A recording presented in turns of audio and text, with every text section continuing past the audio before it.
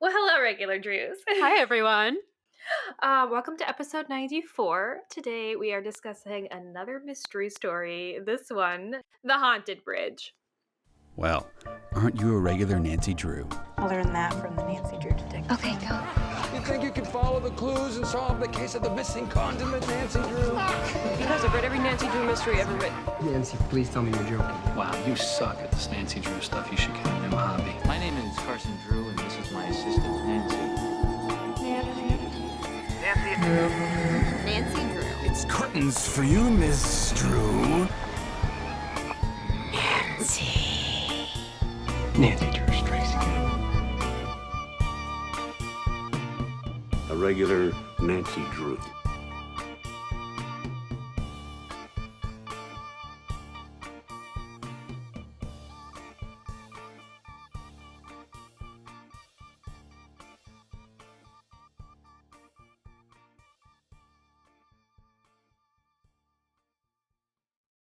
I'm so excited. Oh my God. Okay. First of all, yes, I'm excited too. I did actually like this one, and it is, of course, in preparation for our trip to the Nancy Drew Sleepy Hollow convention this year that we were reading it. But I have to say, Kori, nobody told me that this was going to be a golf book. Yes, yeah, I was not expecting that either. I was not expecting how much I liked it despite the, going into the details of the Yes. technicalities of golf and everything. That's the thing. It's like, I mean, I don't know. Maybe this was, well, this one wasn't. Okay, well, first let me say this one was originally published in 1937, but the outline was by Edna Stradmeyer Esquire, Mhm. so not Harriet Stradmeyer Adams. And then, of course, it is a Mildred Hort Benson manuscript. And then it was revised in 1972 by Priscilla Baker Carr. But so I was like, maybe Edna just really liked golf or something. I don't Maybe, know. yeah. I don't know. But I'm like, is that really like your audience? Like you have all of like these little girls who are like into like reading and mystery or whatever. And you're like, I know, let's write a sports book. Hey, it was better than Nancy's Mysterious Letter when Walter Carrick launched into the football. That's true. There was a That's lot true. of football in that book. So this was Yeah. a lot lighter in terms of the sport amount for this book, but Yeah. it was still quite a lot. Yeah. But it was nice, like the fun vacation vibes, recreational Mhm. stuff. Yeah, it doesn't necessarily have to be Mhm. golf specifically, but I mean, her father is a golf ball. What do you expect? You know? Wait, her father is a golf ball? Oh, that's just because in the games, Carson's profile picture in Nancy's phone is the golf ball. I was like, wait, I don't get the reference. I'm gonna explain. America, explain. Sorry, I feel like that's a running joke within the fandom that her father is this golf okay, ball yes. because Her Interactive didn't want to illustrate Carson. He's never Yeah. visible in the game itself, but he's Sure. a phone character. So when Nancy calls him on her phone, it's just a picture of a golf ball. Which, fun fact, that picture is just the Wikipedia page for golf ball. It's just the main picture from that page. Oh my God. So yeah, I just Wow. thought that was funny. That is funny. But Carson doesn't play any golf in this, He does though, not. Just Nancy. He plays tennis. Just Nancy. Yes, but not golf. Oh yeah. my God. So- Not golf. Go figure. So funny, yeah. I do have to say, I did plan to read both the original text and the revised text, but as you know already, I had some work stuff come up this week that left me pretty busy, so I only had time to read the original. But it ultimately is pretty much the same story. I did kind of skim the revised one, but so we'll probably, because you did the revised one, right? Yes, correct. So yes. we'll have to kind of see along the way what the differences are. Yeah. But I really enjoyed this one. It was really, really nice. I did too. At first, I definitely did not think I was going to, because I feel like, one, we started out with the golf, Yeah. and then there was also creepy man following Nancy around, and I was just like, oh my God, like, this is going to be so bad. I'm going to be so annoyed. Yeah. But I actually wasn't. I actually really enjoyed it. I thought the mystery was really entertaining. And I actually, and this is shocking, but like I did actually really enjoy reading Nancy's interactions with said creepy man, which of course we will discuss in depth later on. But I felt like it was a really good representation Oh, yeah. of what it is to be a young woman. Yes. I mean, he is supposed to be very creepy, so they did well in Right. characterizing him that way, but it is still very Exactly. like, ugh, I hate seeing this because it is so realistic. Yeah. Mhm. Exactly. That's the thing. Yeah. It was just like grating on me because I was like, oh my God. Like I can't, like reading it, I'm getting like secondhand ick, you Mhm. know? Like, yeah. But Nancy handles it well, so. She does. She does. There are, I think, a few rocky moments that we'll have to talk about, but we'll get Yeah. there, you know? So, yeah. Exciting. Overall, I thought the plot was pretty solid. I thought that the pacing was pretty good. Not like Old Attic where we keep going back and back. It like things just progress more Right. quickly in this story. Yes. Yeah. I feel like every time I was like, oh, I know what's going to happen next, I was completely wrong. Yeah.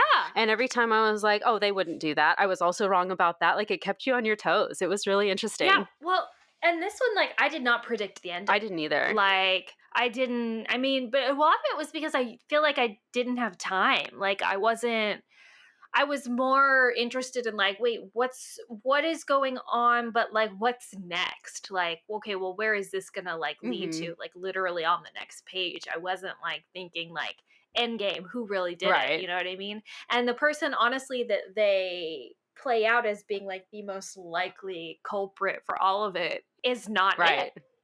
So yeah, it was just really surprising. It surprised me. That I think that is probably my biggest takeaway from this book. Like after reading it, I feel surprised. Yes. I'm surprised that I like it. Surprised that the mystery was good. surprised by the mystery. Yeah. So just the whole thing. It was just surprising.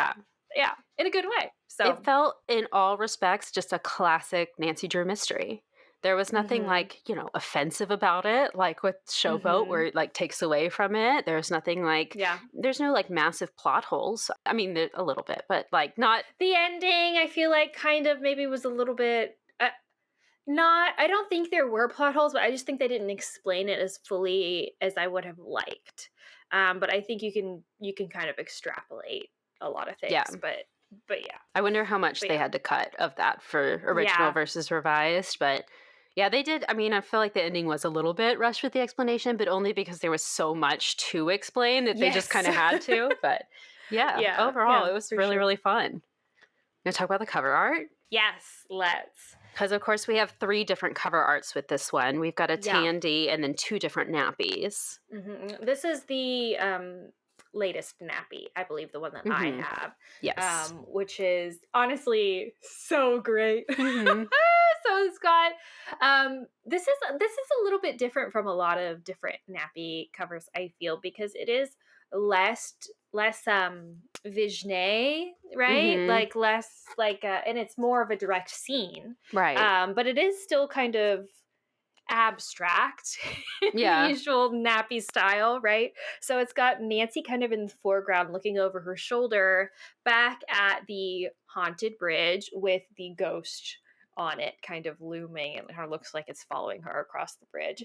And Nancy is just so classic on this cover with her reddish blonde hair and her blue button-up shirt with her little ascot. So cute, so classic. The ghost is terrifying on this cover. Yeah. Terrifying. I love it. But so I love this cover. I don't think I've seen the other ones actually, so let me look them up. Yes, so for the original, I have the first nappy. And this one, Nancy is kind of standing. I can't tell if it's like a tree or a big rock. She's kind of standing behind this big thing that's kind of shielding her from view of the ghost. But she's kind of peering over her shoulder, looking behind her at the bridge, which has the ghost next to the bridge. And she's in this kind of like red blazer and matching skirt with a yellow shirt underneath it. Okay. And then for the Tandy one, it's exactly the same scene, exactly the same image, but of course her outfit is a little bit different. She's got the with red like a blazer yellow shirt. Yeah, I see that. But then the blue ascot to go along with it. So cute. I love both of the covers, honestly. I feel like they're both really good depictions. Yeah, absolutely. But I mean the ghost on the latest nappy cover is definitely the scariest. Oh yeah. Oh yeah. Definitely the scariest. But probably the least accurate, I would guess. Yeah. Yeah. Which we'll have to talk about that later too. But yeah. So, a fun fact, and we've said this on here before, but this one almost got made into a movie in the 30s. Really? Benita Granville was supposed to star in a Haunted Bridge movie because she did 4 movies total, and the Mhm. first and the fourth one are based on the books, but then 2 and 3 are both Mhm. original stories.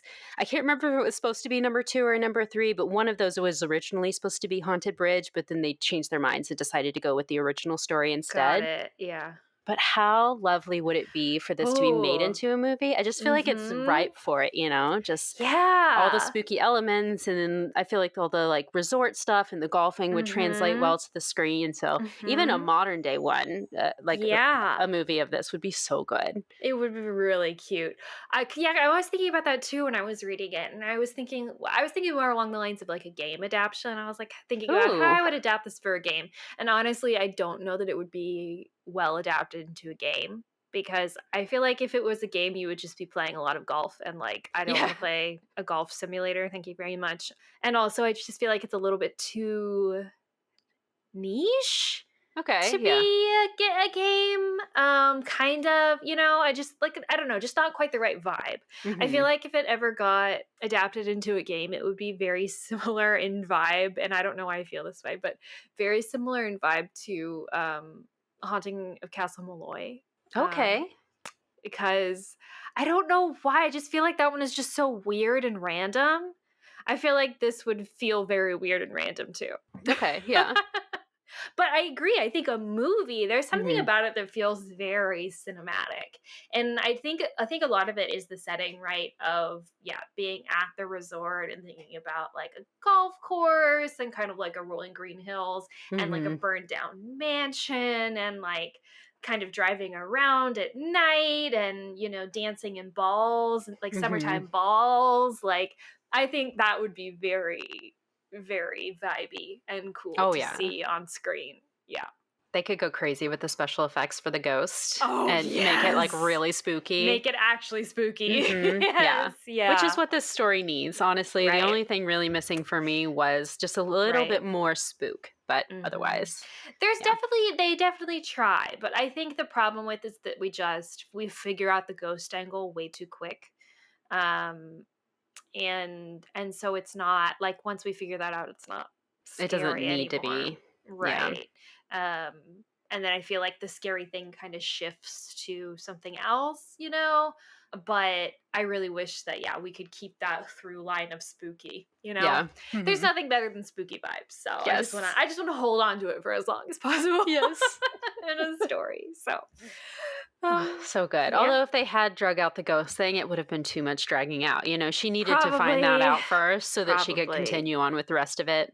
I mean, it makes sense because that's how she's introduced to the mystery. Like, of Right. course, that's going to be the first thing she's going to investigate and the first thing she's going to find out. Right. I feel like if it were me writing the story, I think I would introduce the ghost angle later. Like, I don't Yeah. think that would be the introduction to the mystery. I think she would happen upon the ghost and then hmm find out about the ghost like midway through and then have that kind of lead up to a suspenseful climax, but then have it all kind of unfold once she figures that out. Yeah. But yeah. But anyway. I'm already talking about how I would change the book. Yeah, We haven't no, even it's talked okay. about the actual book yet. So That's okay. 3 words? Yes. Okay, it's gotta be golf. One of them's Golf. just gotta be golf. Of course. Because Yes. it's literally basically kind of what the whole book is about. Yeah. It's golf and Nancy golfing. And then I don't know, I feel like this was just a big hallmark for me, but I don't know that it actually warrants being one of the 3 words or not, so I'll let you decide that, Corey. But I feel like the creepy guy, like Yeah. creepy Martin is just just feels like a big part of it for me. It So is. maybe It definitely is. I also think even though it's not a big part at all and it's actually really minor and doesn't matter at all, Mhm. I don't know why I feel like we need to mention it is the mountain lion. That's something that got changed from the original to the revised, actually. Okay, well, Yeah. I could understand why. Mhm. Well, a little bit, yeah. It's not Right. one mountain lion, it's more of a whole zoo, but yeah. Oh, Mhm. okay. Yeah. Interesting. All right. Okay.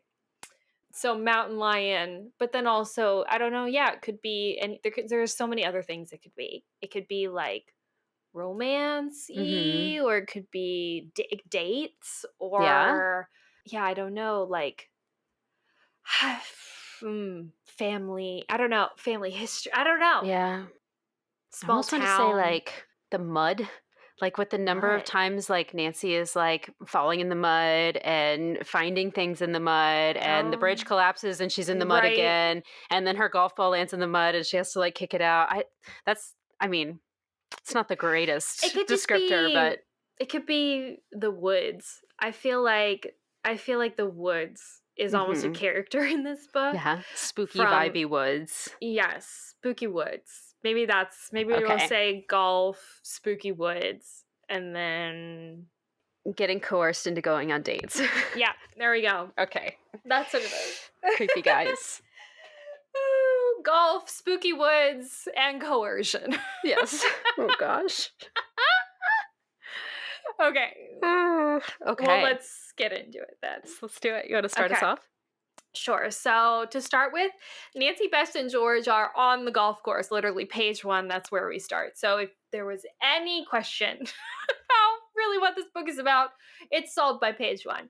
So they've accompanied Carson to the Deer Mountain Hotel, which is the summer resort where Carson has come on some kind of business, but we don't know what that is yet. And of course, that's in the game, the Oh, Deer Mountain yeah. Resort. Yeah. That's right. Yes, we get a reference to that in Secret of the Old Clock. Mm-hmm. It's the location that you can drive to. And you can play golf in that game. You can play golf in that Mhm. game.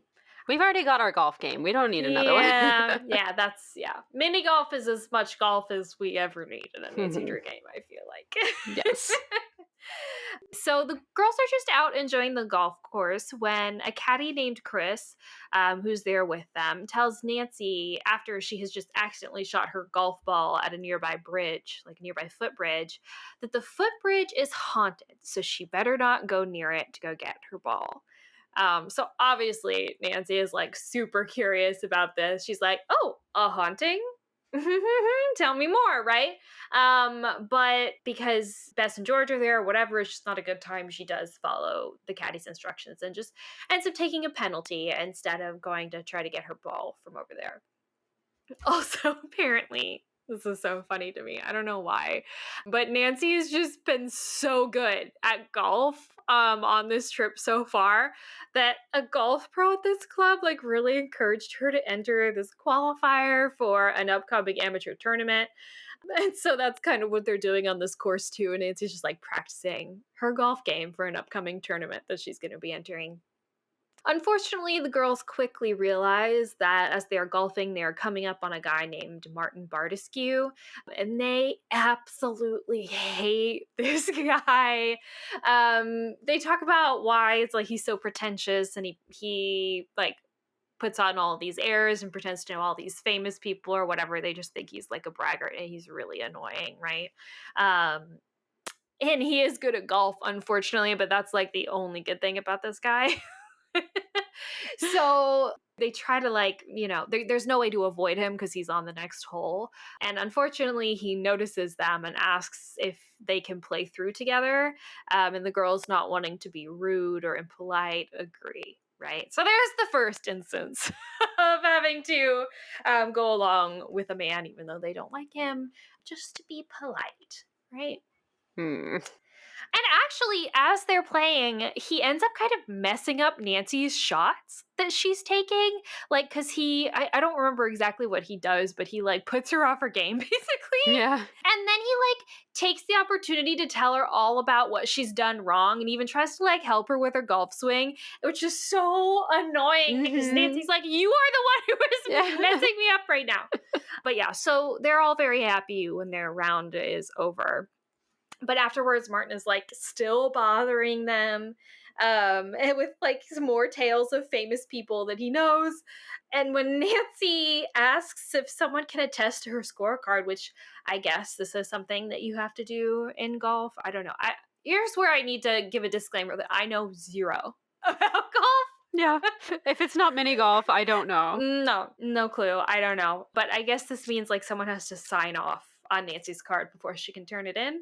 That makes sense. I guess maybe because she's trying to qualify for the tournament, right? So maybe it's that someone needs to attest to her score in order to qualify for that. I don't know. That sounds But right. anyway, Yeah. Martin says he will. And so he takes her scorecard and signs it. And when he does, Nancy notices that he's taking really great pains to form each letter. And so she's really confused by this. She's like, what are you up to, dude? She actually thinks that, like, maybe he's, like, immediately she has a thought that maybe he's a forger and maybe he's forging his name. So, interesting. But later, she goes to talk to Chris the caddy more about this haunted bridge situation. Of course, she's not going to let that go. And when she does, he doesn't tell her very much, except that the ghost appears in the daytime as well as the nighttime. And it also screams like it's in pain. Horrifying. And Nancy's like, oh, so, like, have you just, like, heard about this or whatever? And he's like, no, I've seen it myself. Okay. I wouldn't go in those woods either. Right. But after she talks to Chris, she goes to the front desk to check the guest register because she wants to look at Martin's signature after he signed the golf scorecard for her. And so she looks at his signature and sees that the signature in the guest register for Martin is much different than what he wrote on her scorecard. But unbeknownst to Nancy, while she's doing this, Martin is, like, standing off in the lobby, like, watching her, and he sees her look at the sex register. So creepy. That evening, they eat dinner at the lodge and they do some dancing. Unfortunately, though, Nancy is being hounded again by Martin. He dances with her multiple times and then kind of, like, forces her out onto the terrace with him. They literally say that in the book, like, force. They use the word force, which is disgusting. And it's worth noting, he's supposed to be, like, in his late 20s as well. Right. This Yeah. is so creepy because she's 18 or 16, depending on the version you read. Dude. This is practically a child. Yeah. Sorry. No, it is an important distinction to make. But so they go out onto the terrace, and while there, she coyly brings up the fact that, oh, you know, one of my interests is graphology and handwriting analysis. And basically when she, like, mentions this, and of course he saw her earlier looking at his signature in the guest registry. He, like, knows that he's been caught out from the signature he made on her golf card. And so he says, basically his excuse is that her charm flustered him so much that he had to, like, he could barely sign his name, which is why it looked different. Okay. And then he makes a move on Nancy. Like, literally, like, walks up, I guess, like he's about to, like, kiss her or whatever. And of course she does not want that. So she, like, steps back. But unfortunately, she doesn't realize that she is, like, right on the edge of the terrace, and she falls off the terrace. Not far, she's okay, but she does manage to sprain her hand and is, of course, super embarrassed because it does end up attracting actually a lot of attention from people at the party. Like, oh my god. We really need to look at this scene later too, because I find this very interesting, because a lot of the reason why she's embarrassed isn't actually because she fell off the terrace, but because she was on the terrace at all with Martin. So I want to look at that later when we talk more about Martin, because I know that we will. So anyway, later Carson ends up calling a doctor to Nancy's room because he wants her hand examined, and the doctor says that Nancy needs to rest her hand for several days, and that means no golf. But the tournament is in just 2 days. And so Nancy is basically like, no way, I can't miss out on the tournament. I'm getting really good scores. A golf pro told me I needed to enter. Nancy, you could still have fun on this trip and do all your recreational activities without, like, risking hurting yourself further. Like, you don't have to participate in this. Not Miss Competitive Nancy. No way, no how. If there is any competition, you know she is going to be right there signing up, injury or not. She learned about this competition, like, yesterday. It's not like she came for this, you know? So funny. But the doctor says, like, sensing her disappointment, says that he'll come back tomorrow to check on her again, and if her wrist has improved, he'll sign off on her playing. Later that night, Ned calls Nancy, and Nancy fills him in on everything so far, including Martin's unwelcome advances, and Ned gets so angry. He is pissed that there is this creepy guy following Nancy around. And he even tells Nancy that if she's going to stay at the resort any longer, he is going to come up here with Bert and Dave. Which honestly, I'm here for Ned right now. Ned is pretty good in this book. There are some funny points later, I think, with him, but I really appreciate him in this one. Oh, yeah. We've got good Ned moments in this one. We do. And so Nancy's, of course, thrilled to hear this and, of course, wants Ned to come up. And she also asks him to look up Martin in the social register. And this is really just a throwaway, but I had to mention this because I looked this up, Kori. Do you know what the social register is? It's like high society, kind of. It is a legitimate publication that they would publish with, yes, people, mostly Northeast people, who were, considered like high society. And if you weren't in the social register, you like weren't considered to be like a high class person, basically. You were a nobody. You were basically a nobody. But Kori, did you know that they are still publishing the social register today? No. Oh my gosh. Yes. What? Yes. It is like not really a thing anymore. Like it doesn't have the same like cachet that it used to, of course. But it's still being published. Huh. Isn't that insane? Who is in charge of that? That's crazy. I don't know. Some nosy busybodies. Yeah. It's the real life Gossip Girl from 1930. Honestly. That's so funny. So the next day, Nancy feels much better, and she is sent a bunch of roses from Martin as an apology. And she looks at the card that is sent with the roses and sees that that signature is also different from the other two of Martin's that she has already seen. Very weird. Later, Carson ends up asking Nancy for help in the case that he is working on. Apparently, this is where we learn kind of like the big mystery that's going on here. Apparently, there is an international ring of jewel thieves that he is helping the police track down. Let's go, Carson. I just need to pause for a second so that everybody can digest that. I just think, I don't know, Carson is supposed to be a lawyer. Yeah. What is he doing? Like, what? I mean, literally the man's job is whatever he wants it to be, it seems like. Yeah. I don't know. Why is he helping the police on this? I don't know why he's doing this investigating, but that's what he's up to. We don't even find out like who his client is or anything. No. Is it the state of New York? Like must be, because that's the only people he ever talks to. Like, and it literally seems like he's here being a private investigator, not in the capacity of an attorney. Like there's nothing legal-wise that he's doing. So I'm like, I don't get it. But whatever. He asks for Nancy's help. And he tells her that the only lead that they have right now is a woman who is involved, who seems to be involved in the ring, often frequents nice hotels in this area. So that's kind of why they're staying at the Deer Mountain Hotel. And he says that the only thing that they know about her is that she carries a bejeweled compact with a picture of a child in it. So their plan is to go around to all of these other local hotels and basically see if they can try to find this woman who they don't even know what she looks like, but find some woman carrying this bejeweled compact. So I just think this is just such a fluke and like really like this is your plan. They're not even really asking around about it at all. They're just literally going and looking and seeing if they can see her with the compact, which is so funny. Carson's just like, Nancy, you're a girl. Go check in the ladies' room. Yeah. So they're going to all these different hotels, and Nancy ends up going into one hotel, and she goes into the ladies' room, and she does notice a woman with a matching compact.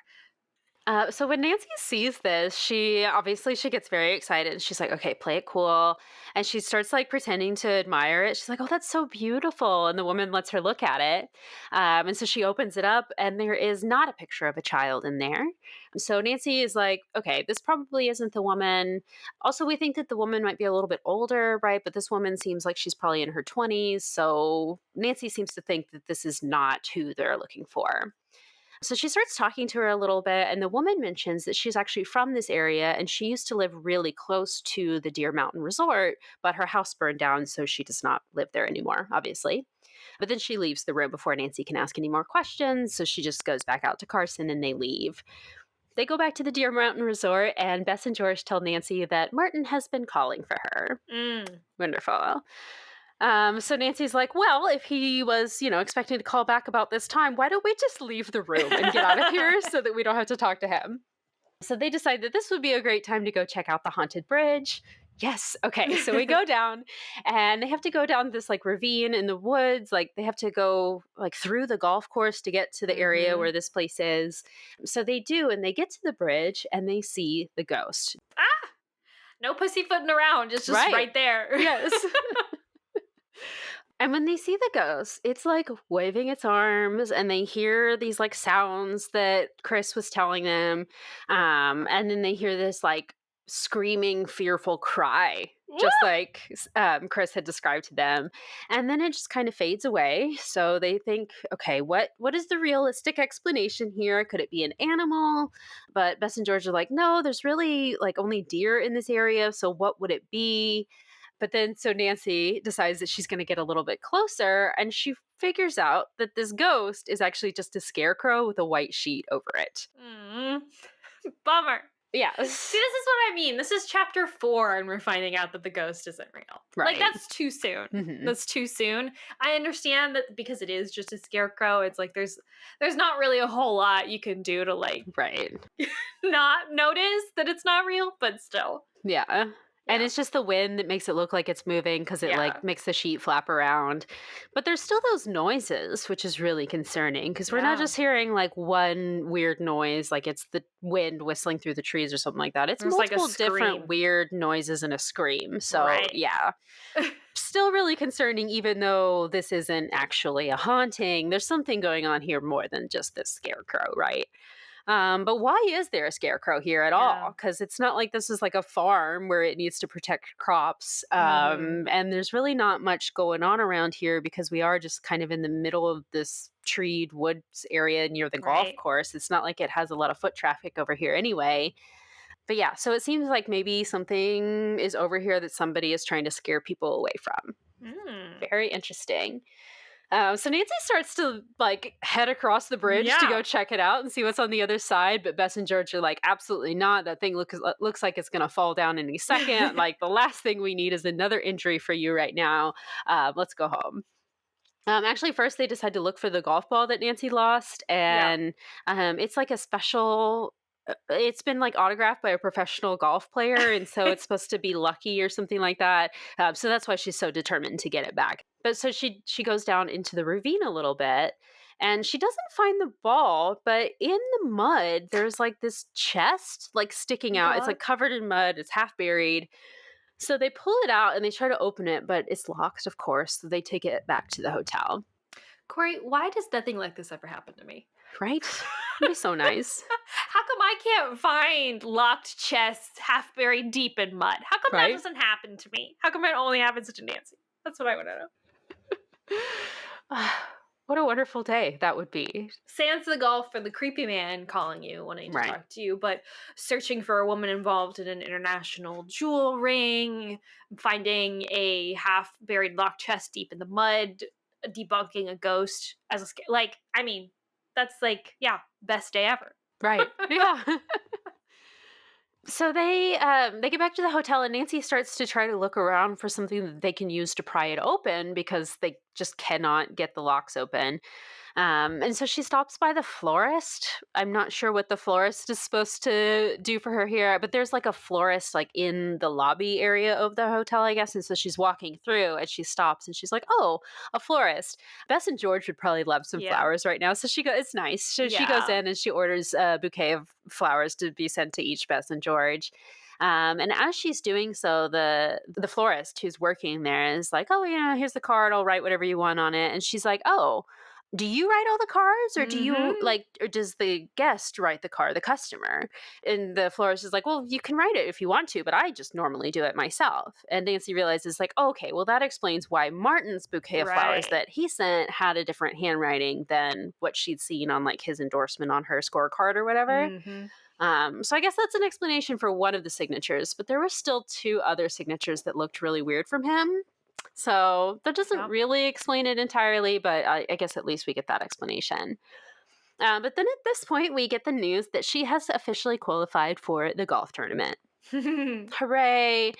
And I guess we still need to get the doctor's approval, but now she is planning to compete. And then they go to dinner, and Martin ends up joining them and starts talking about Africa and about all of his Yeah. great travel experiences and all these things. And he leaves, and he's like, "This man has never been to Africa." And it's talking about like royalty and all this Yeah. stuff, and it's like none of that's real. Mm-mm. But then after dinner, Nancy goes back to talk to the doctor, who looks at her hand again, and he does agree that yes, as long as you keep your bandage on, I will allow you to compete in the tournament. Just get some rest before tomorrow or whatever, before it starts. So after he leaves, I guess they found something now that they can use to pry the brass chest open, so they do. And it is full of priceless jewelry. Like gold necklaces, emeralds, diamonds, rubies, everything you could imagine is inside this chest. And Nancy also inside finds a bejeweled compact with a picture of a child inside. Okay. So this is the compact that the jewel thief supposedly owns. So Right. Nancy is like immediately goes to Carson and is like, well, I guess this is a lead. We just still don't have a way to track down this woman. But it seems like the chest could be stolen goods from the jewel thieves. Like maybe they stashed it in the woods or something like that. So who knows? Yeah. But I mean, of course, this is a big development, but it's a little bit of a dead end because they have no way to like keep searching for these people or this woman specifically. Yeah. But Carson is like, okay, I'll send a description of all this jewelry to the police, and hopefully they'll be able to get more information that way. So the next day, Nancy starts her play in the tournament, and she wins her first match. And afterwards, she goes to talk to Chris, her caddy, and she tells him that, hey, I went and checked out your ghost in the forest, and guess what? It's just a scarecrow. And those noises probably are not supernatural, although I still don't really know exactly what they are. But at this point, he agrees to find her missing ball for her. And so it's like a side plot. He's going to spend like most of the rest of the book like looking for this for her. Yeah. I don't know exactly how it was in the revised, but in the original, she makes him feel really bad about this. And is like, I'm paying you. Don't you think you should like do your job and like go find my ball? No, but I mean, there is a little bit of the tone of like, you're just being silly about this ghost thing. And I figured out what it was. But it really came more from Chris himself. Like, he was more like, oh, okay. Like, it's just a scarecrow. I don't have anything to be scared about. I'll go look for your missing ball now because I know. Yeah. So yeah. So he agrees to go look for the missing ball for her. And she also asks him about the fire that the woman in the restroom at the other hotel had mentioned. And he says, oh, you must be talking about the Judson mansion. It's just on the other side of that bridge, actually. Oh. Very interesting. Apparently, it burned down a couple of years ago, and no one knows how the fire started, but apparently a young woman who was living there named Margaret Judson, who was all alone because her parents had passed away a few years prior, something like that. And then just out of nowhere, this fire happens, and then she left in the middle of the night of the fire, and no one has seen or heard from her since. And Chris says that his mother might actually know more about it. I guess she's a little bit of a gossip or whatever. And he gives Nancy his mom's address so that she can follow up with that some more. So afterwards, the girls decide, oh, well, you know what? Since it's just on the other side of the bridge, why don't we head over and go look at this burned down mansion, right? They are almost foiled by Martin, who makes an appearance and teases them about going with them, which makes them really uncomfortable. And honestly, this is one of the worst moments in the book for me. And so I really do want to talk about this one later because it's so freaking annoying. But anyway, luckily he does actually leave them alone for the hike and they are able to go by themselves. So they head out to this house and it's spooky and sad. The whole thing was completely burned down. Like, there's nothing but like some ashy pillars left. So there's like nothing here. There's no clues, nothing they can discover. So they just head back. But on the way, they hear that shrieking noise again. But Bess is too scared. So Nancy decides that she won't try to follow the sound. Later, after they get back to the hotel, Carson tells Nancy that he has to actually fly to New York because apparently the police or the FBI or whatever think that the jewels are stolen. And so they want to meet with him to look at them. So he'll be gone for a while. And then Nancy decides that she's going to go speak to Chris's mother, whose name is Mrs. Sutter, and ask her more about this burned down mansion and Margaret Judson situation.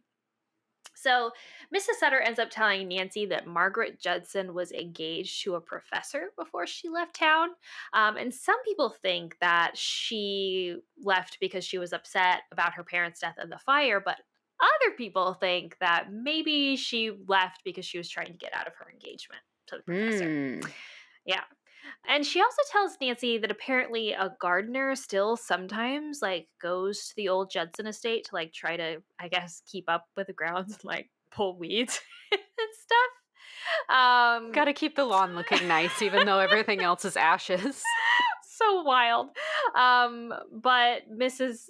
Sutter says that she thinks that he hasn't given up on Margaret Judson returning, but she doesn't know anything about this guy. She doesn't even know his name. And so Nancy says, you know what? That's interesting. I'm gonna go try to meet him. So she decides to drive from Mrs. Sutter's house to the old Judson estate, and the gardener like happens to be there like right when she pulls up. Wild. And so she like tries to call out to him to like try to stop him and ask him questions, but he just like takes off on a bike and runs and like leaves from there. And Nancy is like, what just happened? Like, why would he run away from me? That's so weird.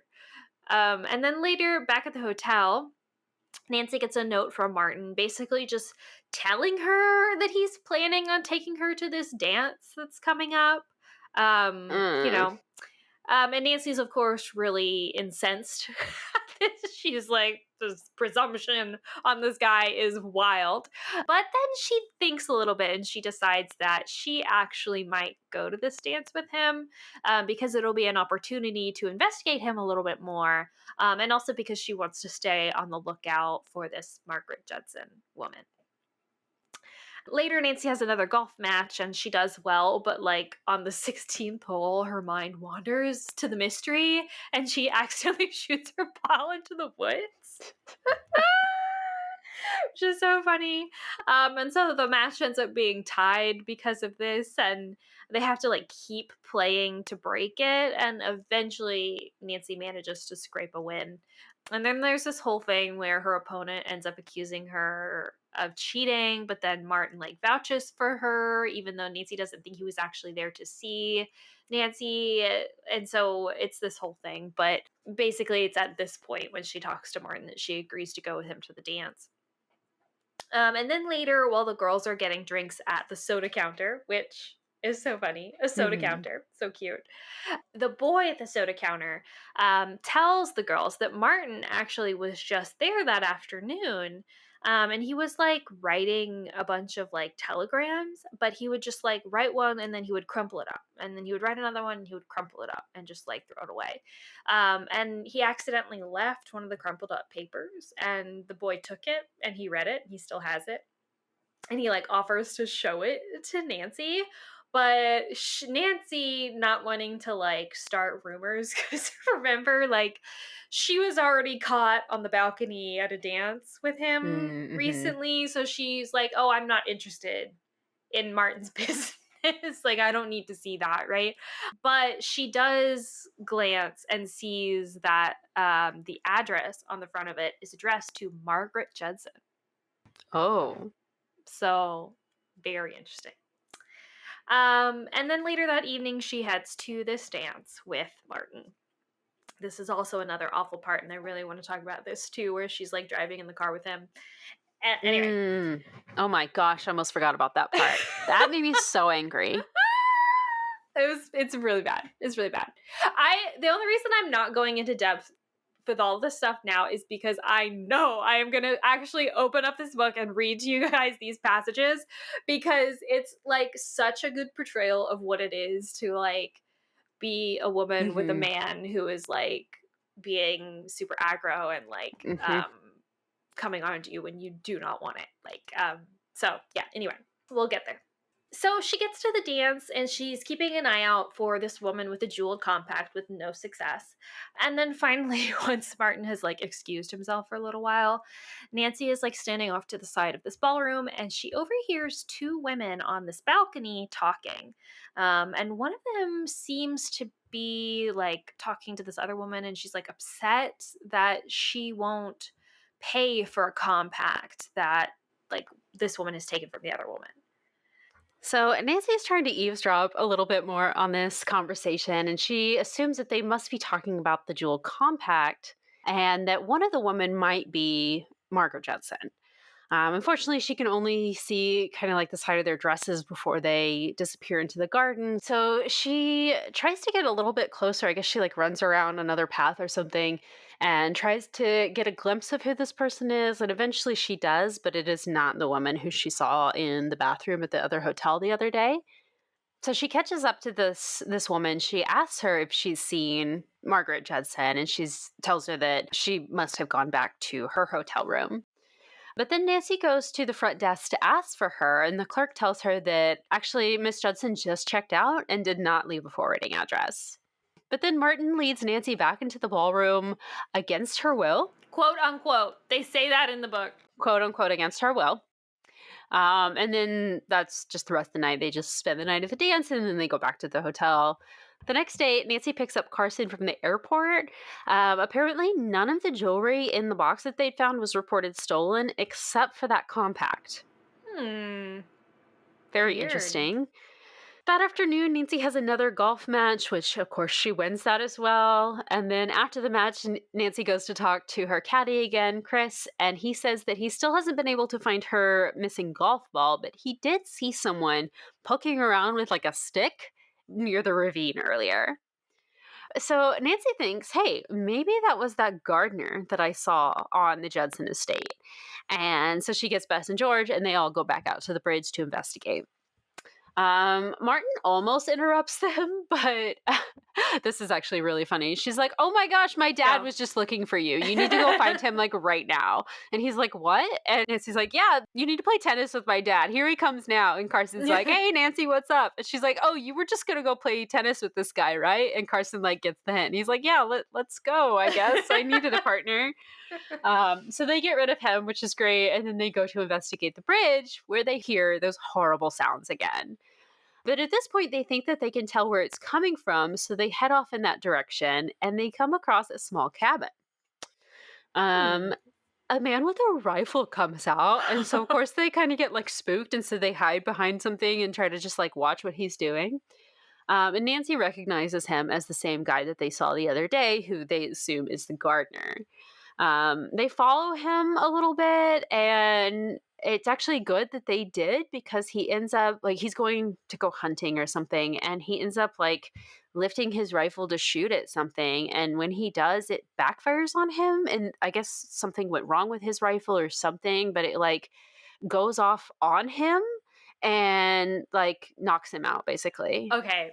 We need to talk about this later because this confused me a lot as to the nature of this accident, considering like what like his recovery for this, which of course we'll get to. So I really want to come back to this and we can talk about this later, but I'm so confused. They may have altered this a little bit as well, because you have here that it shot him in the head. That's literally that's what's so confusing about this. And a doctor ends up coming to examine him, and the doctor says some things later about like his head just had been like was just grazed by a bullet. But that doesn't make any sense. It doesn't make any sense for reasons that we're about to say, but like I'm so confused. Okay. Now, I found the part in the original. I don't know, maybe I just kind of filled it in my brain, but I assume that it was like the gunpowder in the gun like backfired and exploded into his chest, because it says They don't say specifically in the revised either. But so it says, okay, the hunter is like walked on again. Moments later, the girls heard a loud explosion and saw a sudden flash of fire. They gasped in horror as the man uttered a sharp moan of pain. He's hurt. They run over to him. A slight trickle of blood oozed from a wound in his forehead. Okay, yeah, no, that's in this as well. Okay. Maybe it kind of got him in the face then. Okay. Well, I don't like I from that I just assumed that he got shot in the face. I don't think it, because obviously Maybe yeah. the barrel of the gun is facing away from him. I'm pretty sure it was the You would think. gunpowder. And so Okay. it like got him in the face, but it was such a large range. It's not like a But then single entry bullet or something like that. But then later they see a doctor and he says the bullet only grazed him. And so I was really confused by that. I was like, wait, so there was a bullet that was shot towards his face? Like, that's the only way I can interpret that. Let me see.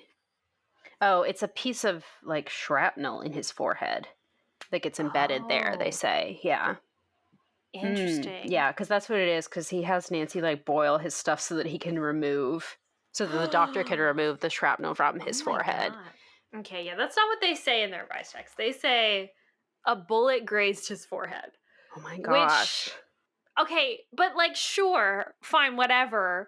But like, then why does he go unconscious? And why does it take days for him to recover? Oh, I think they also say that he's gone into shock as well. So that... Yeah, but shock wouldn't last days. No. I don't know. I mean, this could kill you. This is a really serious injury, so Well, I yeah. can see how that would make you go unconscious. Just, I mean, in the original text, sure. If it, if your gun exploded or whatever in your face and you have shrapnel embedded into your skull, I'm sure. Yeah. But in the revised text, they don't say that. They just say there's like an explosion. He falls over unconscious. They take him to the doctor. The doctor says he's fine. He was just grazed by a bullet, but he's then unconscious for days. Yeah. That doesn't make any he's sense. like, they say in this one that he's in a coma. Yeah. I don't know if they say that in the revised text as well. No, he's just kind of in and out of consciousness. Yeah. So. I do also, completely side note, but I do also have to say, obviously we talked about this a lot, but it was a big goal of the Stratemeyers to make these books feel really timeless. And I think that this may have been like the most successful iteration of that. Because reading this, I feel like we could have been in the 80s or the 30s. So true. Like it all, I mean, it's just, you're on vacation, you're golfing. That is pretty timeless in and of itself. That is until we get to this particular scene where he's going out hunting. In the original, we do specify that he's going squirrel hunting because it is the Great Depression. So that was like the only thing that tipped me off that like, yes, this is very much the 30s. And I think they talk about like an electric doorbell or something that is very fancy, you know? Yeah, so. That's funny. But yeah, so he's going squirrel hunting, and this accident happens, and something hits him in the head, or he gets grazed by this bullet, one of the two, and he goes unconscious. So it's lucky that Nancy, Bess, and George happen to be there for this whole scene because they are able to immediately run over to him, get him back inside the cabin. George runs off to go back to the hotel for help, and then it actually starts raining pretty heavily. So it's just like Nancy and Bess trying to get him inside and care for him until George is able to get back with the doctor. In the meantime, though, while we're waiting, of course, Nancy's going to use this opportunity to snoop. Of course. And so she finds a picture actually in this guy's cabin that is a picture of the woman that she met in the bathroom, the woman with the bejeweled compact. And on the back, it's signed, "To my faithful friend Joe Haley," from Margaret Judson. So we think that this woman, obviously, her name is Margaret Judson, and we think that this man, the gardener, must be Joe Haley. Yeah. But then they hear the cry from behind the cabin. And Nancy ventures out at this point, leaves Bess inside, freaking out, and sees a mountain lion in an enclosure. And Mr. Haley has been keeping it as a pet. I kind of hinted at this at the beginning, but in the original, it's literally like a whole zoo. He has many different animals out there. He also has a mountain lion, but he has a bunch of different animals, and they're all in these like enclosures and everything. And so, yeah, he's been keeping an entire zoo back here. And so, obviously, this must be the source of the creepy shrieking noises. Yeah, there we go. Because if you guys did not know, I feel like this is pretty well known these days, at least amongst people who consume a lot of true crime like I do. But mountain lion screams sounds just like a woman screaming. And It's if you frighteningly don't know this, realistic. you need to go to YouTube and look it up and listen to this because it is honestly frightening. But there are also like hundreds of stories of like people who live in areas where mountain lions are, like people in California and stuff, who call the police and they're like, yo, like there's something happening. I heard a woman screaming, and the police are like, oh, no, there's a mountain lion in the area. Yeah. Like, yeah. So. Ugh. But like justifiably a freaky thing to Yeah, experience, especially if yeah. you don't know. Absolutely. So yeah, obviously not native to the area, so that explains a lot. Yeah. But at this point, Nancy starts hearing Bess like screaming, so she hurries back, and Bess is just like, "Oh, I just didn't want to be alone." But then when she gets back, Mr. Haley he's not woken up entirely, but he's like kind of conscious and he's mumbling to himself. And Nancy leans in to hear him, and he's just saying like, "Please, Miss Margaret, don't stay away. I've tried to find it. I've tried to find it. I can't find it. I can't find it." So what are we talking about exactly? But at this point, George gets back with the doctor, and with her is Carson, Ned, Bert, and Dave, who have all just arrived in town. Wonderful. Yay! The doctor examines Mr. Haley and gives him a sedative, and they, like I said, they try to clean up his head a little bit, his wound, and Nancy plays nurse for a minute, and the doctor praises Nancy about her nursing skills. That's so funny. That doesn't happen. Oh, really? That doesn't happen in the revised text, no. Oh, he tells her she could consider like a nursing career or something like that because she's so helpful. But then Ned, Bert, and Dave, I guess they did not get a room at the Deer Mountain Hotel. So Nancy like assigns them to stay here and look after Mr. Haley for them. And she's like, "Oh, this is actually perfect because you can also look after the mountain lion as well." Make sure that he's fed and everything. Imagine so getting funny. volunteered to pet sit a mountain lion. Right? Well, it's even worse than the original because she's like, "Oh, you can look after the whole zoo. Like, you guys are going to have your hands full of feeding all of these animals for the rest of the week." Oh my God. Well, in the revised text, it is, well, Nancy kind of does, but it's a little bit less she volunteers them and more that like she's waiting for someone to volunteer to do it. Really? Because she's like, well, someone has to stay here and take care of Mr. Haley, and there's the mountain lion outside. And then Ned mentions about how like the rooms at the Deer Mountain Hotel are actually really expensive. And she's like, "Oh, so actually this is a good thing. Plus we have all of our first aid training and we have experience being outdoorsmen or whatever. So we're the right fit for it, Nancy." Yeah. It's just like, oh God. Oh, man. Well, in the original, Ned is like not super happy in this scene. He doesn't really like say something, but Nancy can tell that he's like miffed because one, he did not come all this way just to not hang out with her and like play nurse and cat sitter this whole time. And also just like the fact that this Martin guy is sniffing around Nancy so much and she doesn't really tell him off as much as maybe Ned would like her to, which is a whole other thing because I don't feel like Nancy really could have done that. Yeah. So yeah, it's just he is a little bit annoyed right now. But he does agree to stay and watch over Mr. Haley. So Nancy and Carson go back to the hotel, and Bess and George as well. And this is where she gets a package from Martin. And it is an autographed golf ball to replace her other one. Except it's signed by Martin himself. And a note about how, like, this is going to bring her great luck or some BS like that. And Nancy's like, well, I mean, obviously I don't want this, but it is more evidence of his handwriting, right? Right. And so she kind of examines it and then looks at her old scorecard and realizes that this is not the same signature either. So yet again, more evidence that he could be a forger. So she keeps the golf ball, but then she starts thinking more about this and wondering how he could fit in with the stolen jewel thing and with Margaret Judson. So she hatches a plan and then takes a bus into the closest village. And from there, she calls Martin from a payphone and pretends to be Margaret Judson.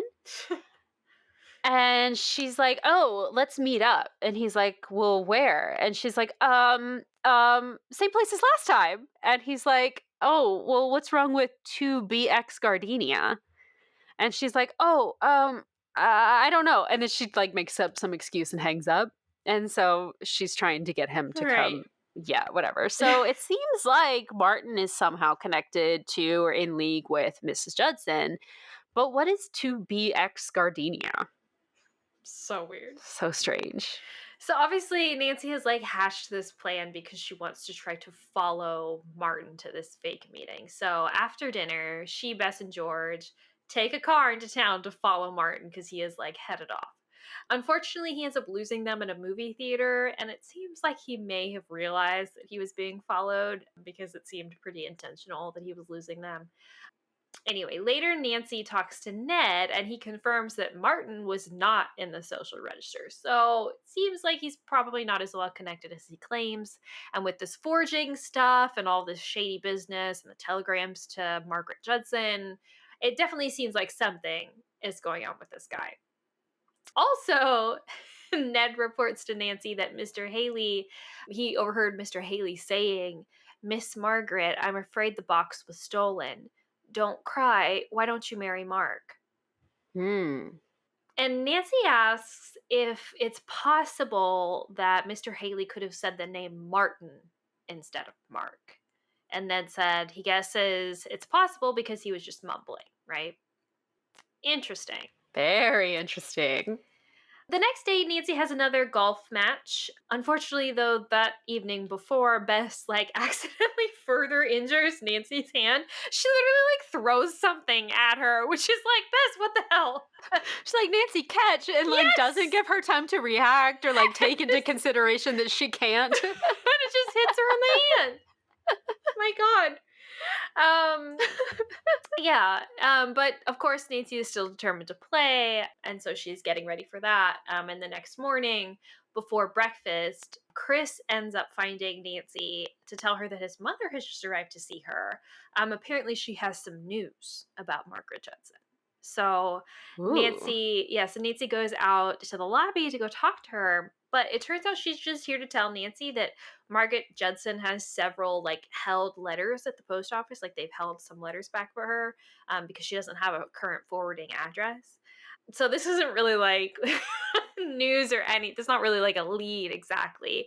And Nancy even kind of suspects that the reason why Chris's mom is here is just because she didn't know why Nancy was asking those questions about Margaret Judson, and because she's kind of a busybody, she's like there to try to learn more from Nancy, right? Get more gossip. Yeah. Nancy decides, because her golf match actually ends up being postponed to the afternoon, she decides that she might as well head into town to investigate that. So she goes to the post office, and the postmaster shows her the letters. And Nancy can tell from the front of them that the handwriting is very similar to the signed golf ball that she has from Martin, which is interesting. And they were posted recently, and just from one town over, where she happens to know there is a college where a professor might work, perchance. Maybe. So, because she knows that Margaret used to be engaged to this professor and that Martin seems to be disguising his identity, she wonders if Martin is actually the Mark that Mr. Haley mentioned, and if he teaches at the university in the next town, right? So she drives over there and she's able to learn that there are two professors with the first name of Mark. She ends up visiting the home of one of them and quickly rules him out because he's married, which is, in my opinion, wishful thinking. But jeez. But I mean, like, what a better reason? No, you're right. Like, I was like, Nancy, what a better reason for someone to be like disguising their identity, and a reason for an engagement to be broken off that the guy was married. Right. Like, it's a no-brainer to me, obviously, but it's actually not that guy, so it doesn't matter. But that would have been juicy, though. Wouldn't it? Anyway, so she's talking to like that guy's wife, and he tells her that the other professor, Mark, is Mark Wardell, and he's single, and a professor of zoology and botany, which is an interesting coincidence, right? Because Mr. Haley has that mountain lion in his backyard. So she ends up visiting his home. He's not there, and so she leaves a note for him with his housekeeper, basically just asking like, "Hey, I'm Nancy Drew. Come meet me at the Deer Mountain Hotel," right? later back at the hotel, Nancy has her next golf match. It's looking like she might lose, but then there's like a storm that starts, and turns out her opponent is like terrified of storms, and which causes her to fumble. But they end up having to stop the match anyway because the storm is just getting so bad. And so like everybody like basically just runs. It's literally like pouring and it's like thundering and lightning, like so bad. So everybody just kind of scatters. And Nancy decides that now is the best time to like head across this rickety ass bridge to go to the cabin. She says it's like the closest shelter to like where she is on the golf course, which okay, whatever, but like still, surely there is like a clubhouse for the golf course somewhere Right. closer than this, and a better idea to run to as there's a storm coming down. But whatever. And just like leaves Bessejour. She's like, y'all can make your way back to the hotel. I'm going to the cabin. Oh, I just assumed they weren't with her because I don't think they mentioned them being there at her match. I think they were just watching, like spectating usually the they match. were, so you'd think Yeah. they were there, but I don't know. Yeah, I don't remember that. But It doesn't specify, but later they say something about not being able to find her after the rain yeah. started, so maybe. It's not important though. yeah. Sorry. Anyway, so she is running across this haunted bridge when it gives out, and she ends up just like tumbling down into this ravine with this bridge just collapsing, and she's like washed downstream with all of this rain. But don't worry, everybody, don't worry, she's fine. She's totally fine. And I guess ends up climbing out of this ravine somehow and just shows up at the cabin, where, by the way, Ned, Bert, and Dave are right now. And so she like knocks on the door and is like, ding dong, Avon lady. And it's just her standing there on the porch, just like, I can't imagine what she looks like right now. Like Looking like a sea monster. like covered in mud, like totally drenched. Like, and Ned's just like, oh God, hi, are you okay? This book is so funny.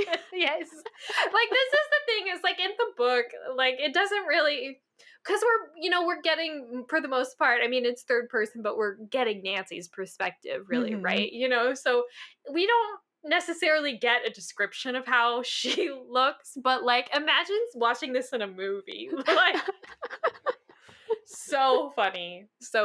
Like, it would make such a good comedy because like what I would do is I would set up like this whole like fake spooky moment, right? Where like she's walking up. We don't like she gets fallen down the ravine, and that's like a cliffhanger and it fades to black or whatever. We don't know what happens to her. And then we just get like this shaky cam first person shot of Nancy, but we don't know that it's Nancy yet, approaching the cabin door, like like making like creepy, like ghostly noises or whatever. And then we just hear like a thunk, thunk, thunk on the door or something. And then we just see like Ned like slowly open the door, and then we just see Nancy standing there covered in mud and just looking like an absolute monster. Wouldn't that be hilarious? Benita Granville would have played that so well. Yes! She did so Oh my good with the God! comedy aspect. Yes. Anyway. And then Ted standing there just like, Right! oh! Being so freaked out, right? Because it's storming. He's in the cabin, maybe all alone. There's a mountain lion outside. This man over there is unconscious and mumbling stuff. And he didn't even want to be here, but of course Nancy made him be here. So, like, that would have been a perfect setup for a Benita Granville movie. It's Right. perfect. Anyway. What Coulda, could have shoulda, been. woulda. Yeah. Yeah. But anyway, so she's here at the cabin, and Ned is the first shocked to see her. But this is so funny. He like immediately recruits her to go sit with Mr. Haley because he has to go outside to help Bert and Dave with the mountain lion for some reason. I don't know what's going on with the mountain lion, but they need Go help on the bridge. And they're gonna fix the right. bridge. Yeah. So she sits with Mr. Haley, and then Ned, Bert, and Dave said they're gonna go fix the bridge. Which seems like a massive undertaking for three guys with no equipment at all. Like maybe they have a hammer, but like, do they even have any like wood? Like, do they have supplies, or are they gonna try to go like fish out the remains of the bridge from the ravine? That's what they do. And then they just like hoist it back up and like Well, nail it back into place. okay, do they successfully do it in the original Yeah. text? Because they don't in the revised text. Oh, really? No, they Yeah, do. in the revised text, they fail. Oh, that's so funny. No, they are Yeah. able to get it back up and it's usable Interesting. again. Yeah. Interesting. That's so Yeah. funny. But so Nancy's now at the cabin alone, and then there is a knock on the door. So she goes to open it, and she sees a man standing there. And he is surprised to see Nancy, and he asks to see Mr. Haley. And when Nancy explains that he hasn't been well, the man is very concerned. And we learn that this is Mark Wardell. He is Mr. Haley's nephew. Wow. Oh, obviously this is not Martin, so Nancy was wrong. It's Thank not- goodness. Yes. And Nancy invites him inside, and after some conversation, shows him this picture of Margaret Judson. And here's where we get the story. He says he was engaged to her, but he was like away when her house burned down and she left. And the only thing she was able to save from the fire, he just knows this, I guess. I don't know how, maybe from Mr. Haley, but he knows the only thing she's able to save from the fire was a chest of jewelry, which included the engagement ring that he gave to her. Mm-hmm. But she lost it as she was leaving. And then she ended up leaving a note for him saying that she had to break their engagement, but she never gave a reason why in the letter.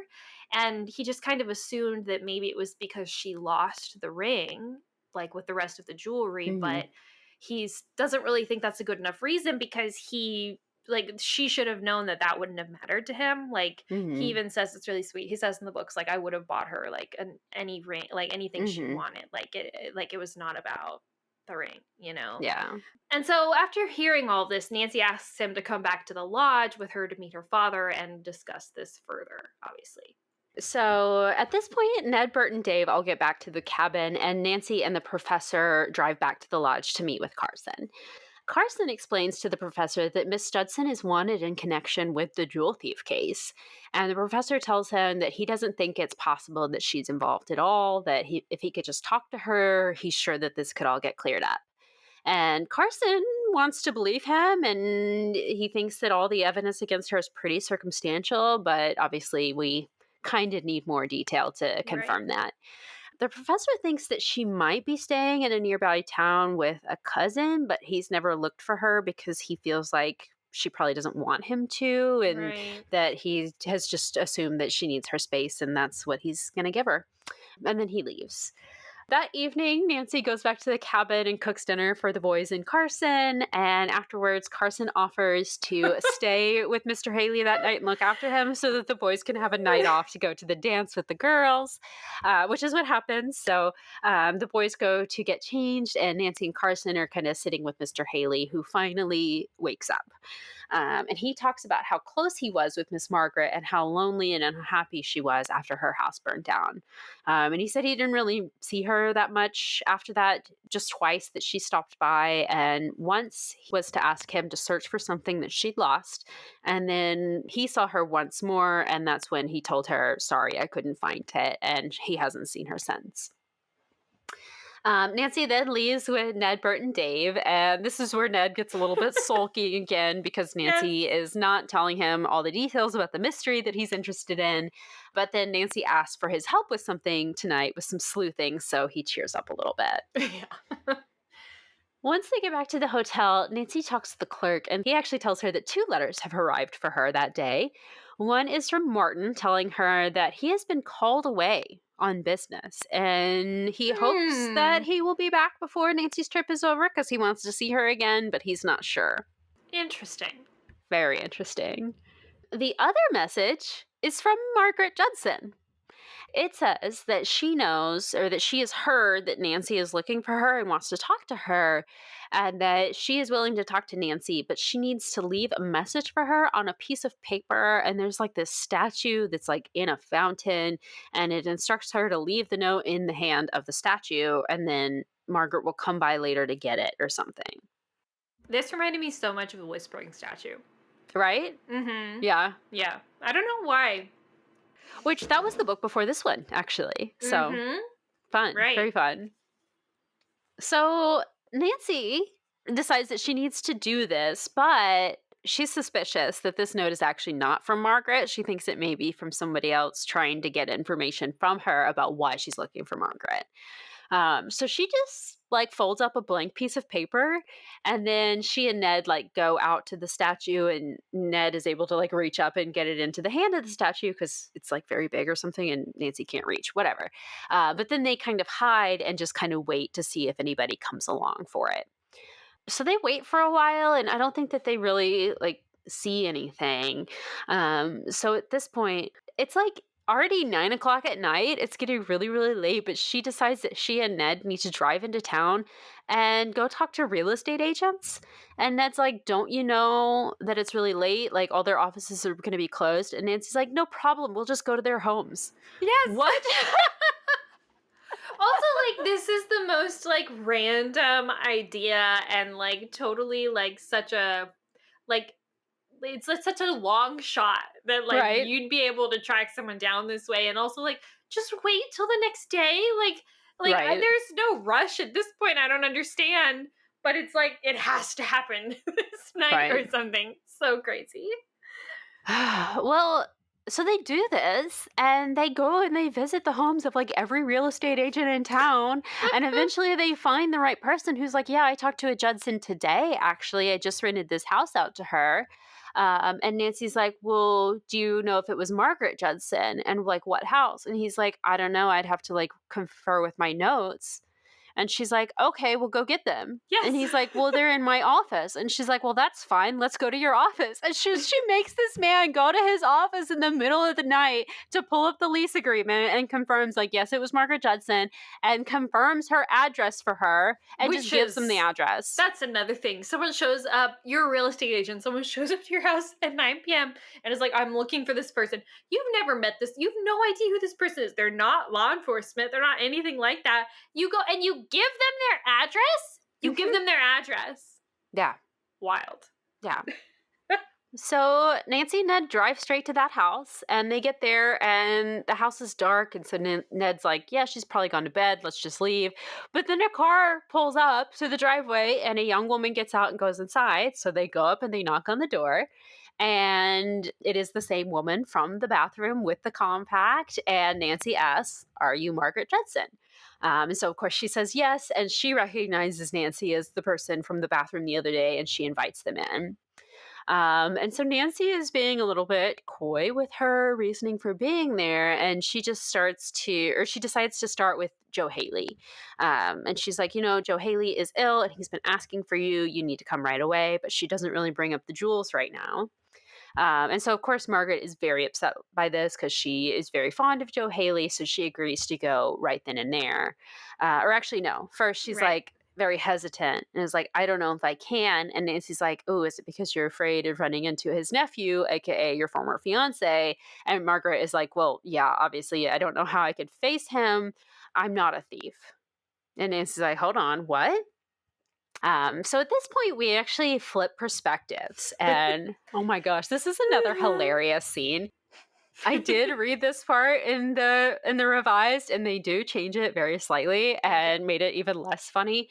Maybe it's not even funny because it could be a little bit sad, but basically we switch to the perspective of Bess and George, who are still at the dance.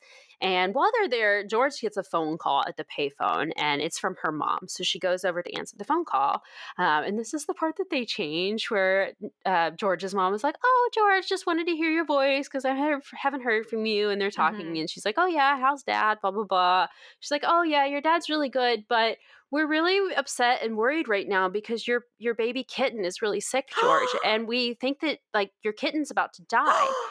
And George starts getting distracted because there are two hotel officials talking like right next to the phone booth. And so because she's trying to listen into this conversation, this is the actual funny part, but George is like, "Yeah, Mom, that's really nice anyway." And so she's like paying attention to that phone call. Yeah, okay. And George's mom is like, "George, what are you talking about? What's wrong with you? Are you like actually happy that your kitten's gonna die?" And so it just keeps going like that for a little bit. And George is like, "Yeah, Mom, that's great. I can't talk now. Bye." And like basically basically hangs up on her mother. Oh my gosh. But anyway, so that happens. But the conversation that she was actually overhearing was that the hotel officials are talking about someone whose signature was forged and then that person fled. And they're comparing signatures, and they talk about how the B, A, and R are the exact same, and also the M and the T are the exact same.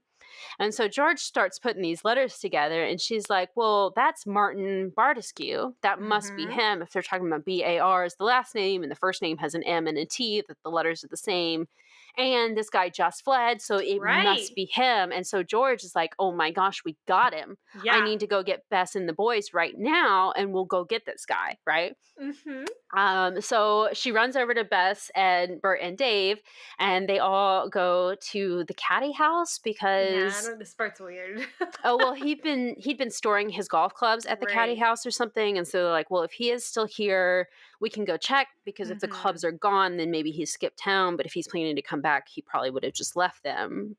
I guess is their reasoning. Yeah. So they go to check and it's locked, but on their way back, they see the statue where Nancy had left the blank note, and they see Martin like reaching up and grabbing the note from the statue. So they decide this is their perfect opportunity to catch him. This is so funny. I love this scene. So they catch him, and they end up locking him in the caddy house. And Bess actually found the keys on the ground or something, so they're able to lock him inside. And then they leave Bert and Dave as guards on the caddy house, and Martin is inside screaming I'm innocent, you're gonna regret doing this to me, blah blah blah.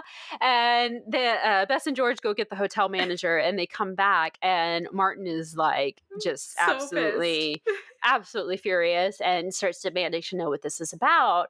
And George is thinking oh yeah, the manager's gonna get the police and cart this guy away. And the manager turns around and is like, Mr. Bardescu, I'm so sorry. This is all a huge mistake. And Bess and George are like, wait, what? And so this is where they learn that actually they're looking for somebody named Barney who works in the kitchen and has I guess he stole something or something like that. And so they're looking for this staff member who just happens to have a similar name to Martin Bardescu. And so George is like, well, I mean, no, he has to be guilty. There's that whole signature thing, because he's you're talking about a forger. Clearly he's the forger, right?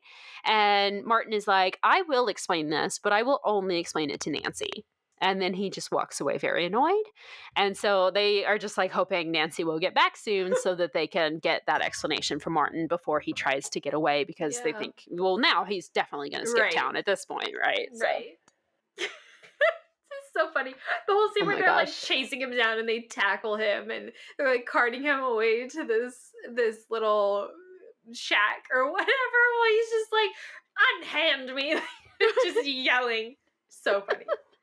This would make the best movie. It really would. Okay, but then we flash back to Miss Judson's home. And Nancy and Ned are finally learning the full story about Miss Judson. So she explains that years ago, she met a woman named Miss Brownell while she was abroad, and she ended up inviting her to stay at her home with her.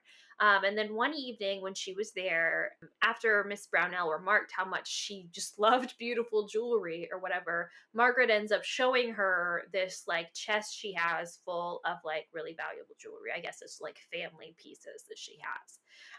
And after seeing this, Miss Brownell shows Margaret her own treasured piece of jewelry, this bejeweled compact.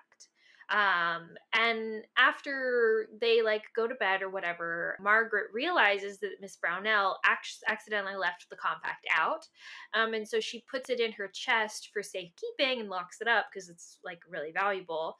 And she plans on giving it back to her the next morning. Unfortunately, that was the night of the fire. So she and Miss Brownell ended up barely escaping from the house with their lives, and Margaret only just had time to grab the chest before she was getting out. And then after she escaped, she was so out of it, I guess from smoke inhalation or whatever, that she just ended up wandering towards Mr. Haley's cabin and then got lost in the woods. And she actually passed out at some point or something and just woke up alone in the woods. And when she did, the chest was gone. She has no idea what happened to it. She has no idea what happened to Miss Brownell. And so once she's awake, she wanders to Mr. Haley's cabin and like begs him for help and asks him to look for the chest. Oh, this is so sad. I know. And then afterwards, it turns out Miss Brownell like blames Margaret entirely for the loss of the compact, which she says is valued at like $6,000 or something. So basically, she's like accusing Margaret of stealing it, right? And orchestrating this whole thing so that she could steal this compact. What a plot. Burn down your own house just to steal somebody else's jewelry case.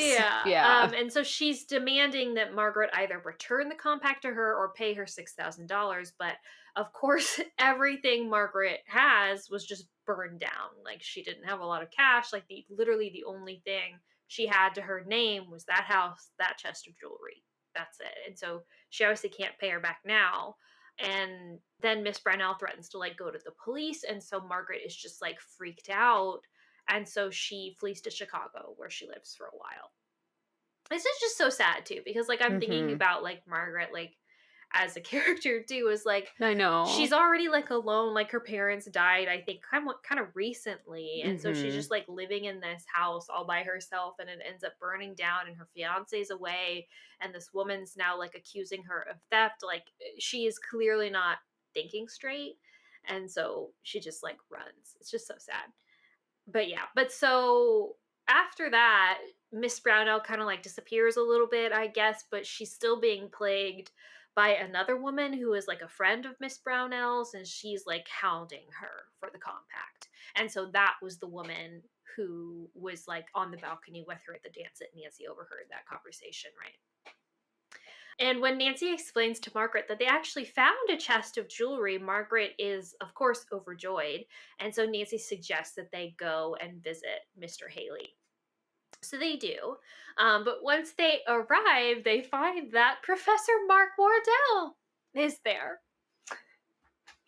And when Mark and Margaret see each other, they like immediately throw themselves into each other's arms, and basically everybody just like leaves them alone to talk and have their little reunion or whatever. And while they're away and talking by themselves, Nancy explains the whole story to Carson, who agrees that it sounds like Miss Brownell is probably the real crook, and she's been framing Margaret for this stolen compact, which she didn't really steal, right?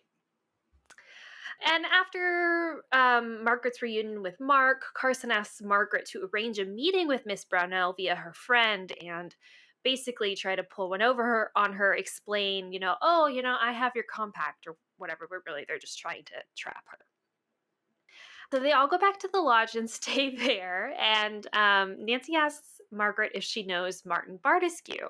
And she says, oh yeah, I do know a man named Martin Bardescu, but not well. I actually met him through Miss Brownell, and Miss Brownell actually gave him my address, but I asked her not to encourage Martin to contact me because she never really liked him. And so basically Nancy thinks that he he just actually wasn't really actually that acquainted with her. He didn't really know her that well and was just writing telegrams to her because he was thinking about contacting her, but decided not to because he figured she wouldn't respond. Right. And then later, back in her room, she learns the whole evening's events from Bess and George about Martin getting locked in the golf shack or whatever. And Nancy thinks it's hilarious and serves him right because she doesn't actually think he's a criminal, just a practical joker. And the next day she runs into Martin, and so she asks him about this. He just had his golf match and he lost, and he ends up blaming his loss on Bess and George and because of the evening before and getting locked up and everything. But anyway, he explains that this whole thing, all this weird stuff he's been doing was because he knew that Nancy was a detective and wanted to match wits with her. And so he pretended to be up to something so that she would try to figure it out. And he's basically fooling her with this made up thing. Okay. And he seems happy to have like confused her for a while. He's like, he laughs, he thinks it's hilarious. And then he jokes that like after the match he'll buy her a 2BX gardenia, basically saying he knew that it was Nancy who was calling him all along and he just like made that up just to confuse her. What is a 2BX gardenia? I think it's just literally a random assortment of letters and then like a flower. Oh, okay. Yeah. It doesn't actually mean something. No, it means nothing. Yeah. I was like, is that a car model or no, like, no? It doesn't mean anything. That's so funny. Yeah, I mean, a gardenia is a type of flower, right? Of course, yeah. Yeah, so I think he's just joking about that. Like, he'll buy her, like, that flower, but yeah. That's so funny. It's just so freaking annoying. What an asshole. Like, what an asshole. Anyway, Nancy then goes to play her very last golf match, and it is a tight game. And then at the final hole, Chris actually interrupts her and tells her that he found her lost golf ball, and he gives that to her to use on the final hole for luck. Yay. Do you want to take this last chapter? Sure. So, of course, Nancy wins the entire tournament. Not only that, but she has set a new record for women's scores at the lodge. This is wild. It is wild, yeah. And she's the youngest player in the entire tournament, so double impressive. It's just crazy because, like, throughout the whole book, Nancy is playing all of these different, like, ladies in this tournament or whatever who are clearly so much better than her. Right. Like, so much better than her. But, like, just literal, like, just the most random flukes happen where she happens to win. Or, like, actual acts of God where, like, there's a storm or something that interrupts your match and freaks out the other player and you're able to win. Like, things that should not happen. That's so funny. And the other women are, like, semi-professionals, or even, like, some are actually professional. But Nancy wins anyway. So hilarious. Wonderful. Yeah, so there's all this excitement and celebration, and then Nancy goes back to the cabin where Margaret has arranged to meet Miss Brennow for our, like, ending sting or whatever. And Carson is already there, and he is lying in wait with the feds, and supposedly there's, like, a police car parked in every possible exit route from this cabin and all the, like, state line exits and all that kind of stuff. So he and Nancy hide and wait, and Margaret just, like, waits inside the cabin for Miss Brennow. She soon arrives along with her friend, the one that she's been having harass Margaret on her behalf. And Margaret hands her the compact and gets her to verbally confirm that it is hers. And even, like, has her, like, identify the photo inside or something like that. And she's like, the woman says that it's, like, her child or something like that. And then at this point, the feds jump out and grab her and stop her and her friend from leaving. Carson confronts her and tells her that they know that the compact is stolen property and that it's their theory that it was given to Miss Brownell as a reward for helping the jewel thieves, that it was like her payment for her work for them or something like that.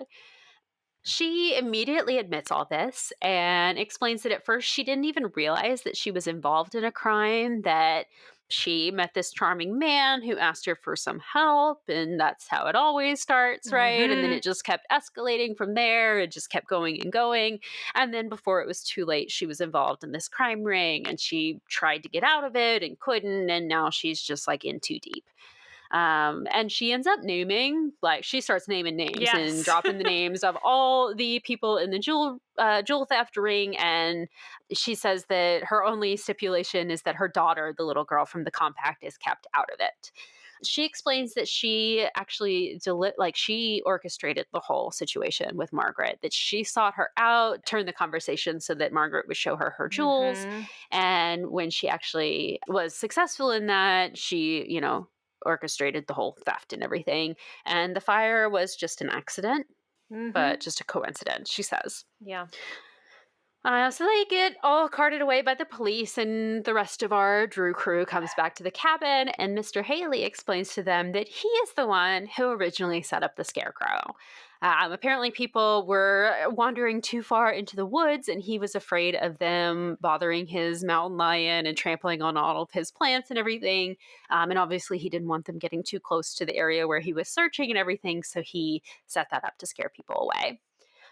And then Nancy, Bess, and George are all kind of walking back to the hotel, and they're kind of discussing everything. And they're like, obviously, it was the mountain lion who was doing the screaming, but what about those other weird noises? And Nancy's like, well, I figured it out. If you will just please look up, you will see that there are some tree branches right above this area where they're like grown too close together. And so the branches are like rubbing up against each other in the wind. And then that is making more like weird sounds in the area. Which, okay, this is such a weird aside too. Yeah. Literally, this has happened in my trees. I live really? kind of in a wooded overhang, as you know, Kori. Mhm. And there was this really weird, like, creaking sound, but it sounded like it kind of sounded like a bird or something. Ooh. Or it was so weird until I looked up and I realized there's like a half broken like limb that like is like directly rubbing up against another one, and it's making like a noise. Ooh, so it really does make It that really scary does. sound. It really does. I like So- the realism. That's good. Yeah. Also, I think Margaret pulls Nancy aside and tells her, like, hey, happy news. Mark and I are going ahead with the wedding after all. And they are planning to rebuild Margaret's family home back to the way it was before the fire. And the Aw, end. So sweet. Yes. You want to know something else funny? What? I have my very, very brief list of differences between the original and the revised that I was able to kind of gather.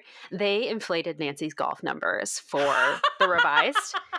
Because in the original, her ending score was an 87, but it was 69 in the revised. So they made her even more skilled at golf in the revision. Okay, I don't know anything about golf, so I don't know. I mean, I know that like good golf scores are lower, right? You're trying Right, it's as few shots as you're taking, right? But like I don't know like what's a pro I'm gonna look this up. What is a average pro golf score?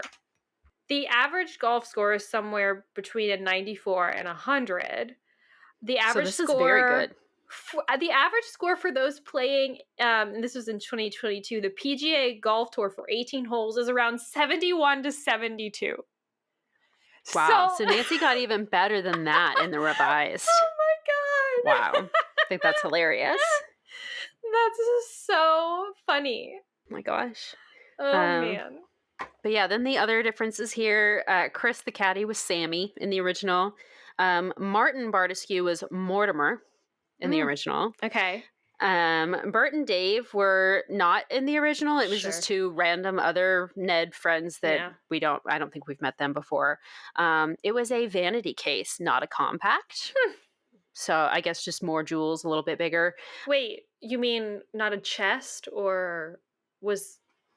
So the chest held all the other stuff inside of it, right? And inside was the jeweled compact. It wasn't a jeweled compact. It was a vanity case. Yeah. Well, how big are... vanity cases can be quite big, I feel like. They can be. They can be very small as well, like if you just have like a little travel one. Oh, yeah. Okay, I guess. Yeah. Mark Wardell was Morton Wardell, so Morton to Mortimer was the name. Okay. You know, and then the $6,000 compact case was $3,000 in the original. What is that in today's money? Let's see. That is a good question. Kori, guess how expensive that is today. $50,000. $65,587. Oh my gosh. And this woman's like, just write me a check for $65K real quick and we'll be good. Oh my god. No wonder. Gosh. Well, now I'm going to see what $6,000 in 1971. Is that what it was? Yeah, 72. 72.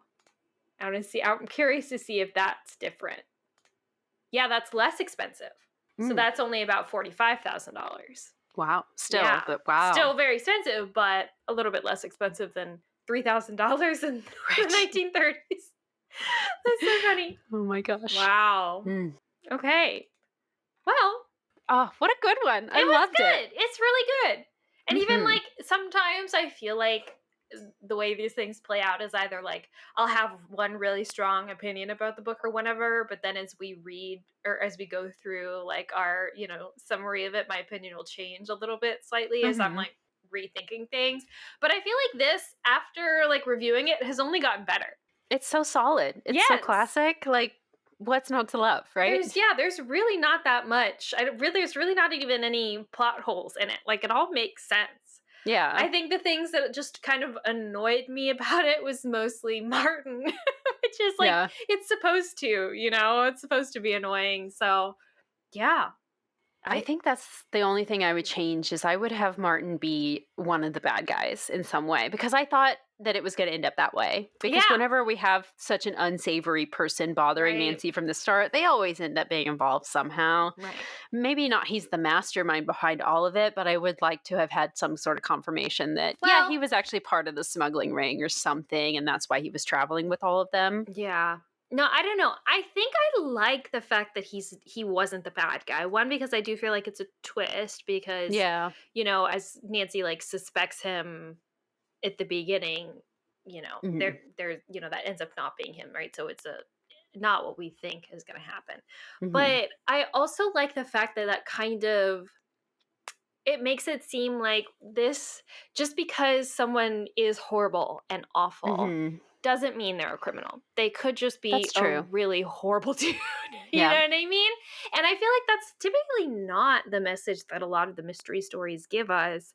It's usually like, if they're bad, then they're bad. Like, there's no real Mhm. shades of gray. But I feel like this book did a really good job of like representing reality in that way, and like what reality is for a young woman. And that just means Mhm. sometimes there are just going to be creepy guys around who do gross stuff, and they may not be criminals, but like, you still have to deal with Yeah. them, you know what I mean? And they can muck things up. Mhm. But I do wish that there had been some sort of comeuppance for him at the end Yeah. in some way. Like, I don't think he needed to be like arrested or whatever, but some kind of social embarrassment, like maybe, they found, like, he gets kicked out of the hotel because he can't pay his bill, or somebody realizes that he's not like as important or something as he says he is, or That's it. yeah, That's what we something need like that. is maybe he's not involved with the jewels, but Yeah. he is still, maybe he's not a con artist, but he is trying to make people think that, like, yeah, I'm in the social register and like I'm really Mhm. important and I pal around with all these royalty, and maybe they realize that, oh, yeah, Yeah. you are actually just a con man, and maybe he's not arrested, but like you said, Yeah. he's shamed out of town. Yeah. That would have been good so that we do see that he is, Right. yeah, actually up to something like Nancy suspected. I do like that it was a twist, like you said. Yeah, because the way they leave it is just not satisfying. Because basically he gets the No. last laugh, and that's it. It's so annoying. At least he leaves her alone after that, I That's guess. true. But Like, as far as we still. know. yeah. Who knows, really? But yeah. Yeah. Yeah. Unfortunately, it's not illegal to be creepy. So, No. Mm. But since we're talking about it, let's talk about Martin, because Yes, I let's want to do look it. at those scenes so closely, because like, they're so frustrating, but also Mhm. so interesting. And so yeah, so I really want to talk about those. So I think, let's see, the first one probably that I want to talk about is, yeah, okay, let's talk about when they're about to go hiking in chapter 7, and he like pretends he wants to come along. So Bess, she, and George agreed to accompany Nancy. The three were cutting across the fairway of the 18th hole when they encountered Bardescu. "Hello," he called. "Where are you going?" "On a little hike," Nancy replied as he fell into step with them. He said quickly, "I have a little time to kill before I play my match this afternoon." "I doubt if we'll be back very soon," Nancy said pointedly. "You might miss your match if you come along." "In other words, no gentleman wanted," Bardescu laughed. "Oh well, I was only teasing. I couldn't have gone anyway because I tee off at 1:30. With a wide, knowing grin, he left. So he didn't even really want to go on the hike with them. No, I think he did. He just was like, if Nancy had been more agreeable to it, he would have. But then he like tried to make it sound better for himself. I don't think so. Okay. You don't think so? I Okay. don't think so. I think he really was teasing them because he knows that they don't want him around.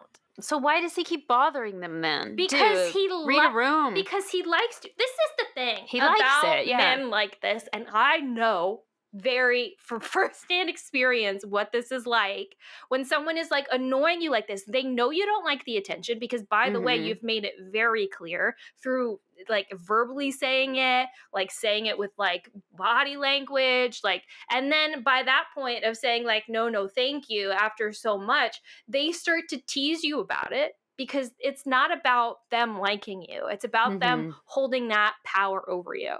And like knowing that he could go on that hike with them if he wanted to, and knowing that it would make them uncomfortable. I swear to you, that's what that is. He treats it like a sport, like being creepy is a sport. Yes. Yes. It's a so predatory unsettling. thing. It's a predatory thing, is what it is. Yeah. And listen, okay. I know we have a few people who listen to this podcast who have told us before that, like, you know, we harp on things or whatever. And I know that we are two women, and I know that what we're doing is we're approaching these books from a feminist lens, right? And I do not hate men all the time. Of course not. But reading this as a woman is an entirely different experience from reading this as a man. I can only imagine. Your fight or flight kind of gets heightened a little bit. Yes. Reading scenes like this because it's so familiar. It's just such a visceral reaction. Like I can literally feel it, feel things happening in my body. And this is something that men probably don't have an experience with. And so I just want to say that, like, if you're a man and you're listening to this and you're like, okay, well, maybe she's taking that a little bit far, or like maybe like he probably wasn't, you know, trying to be creepy or whatever, just know. Well, he knows he is being creepy, and so he understands that that's how he's coming into this. Right. Well, I'm just saying like that's your and my opinion as women, but like men reading this probably may not have that same opinion and understanding of what's happening. But to paraphrase some quote that I think this actually came from her quote, who was talking about racism, actually, was that like the person who is like oppressed speaks the language of the oppressor like better than they do. Like, so it's basically meaning that like the person who is experiencing the prejudice or the sexism or the racism or whatever knows more about what is happening in that circumstance than the person who is actually like perpetrating that.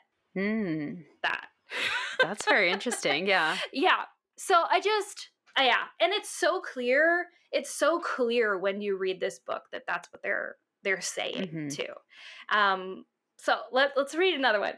Okay, so page 79 in the Rise text, when he is driving her to this dance that she has agreed to go to him with. Okay.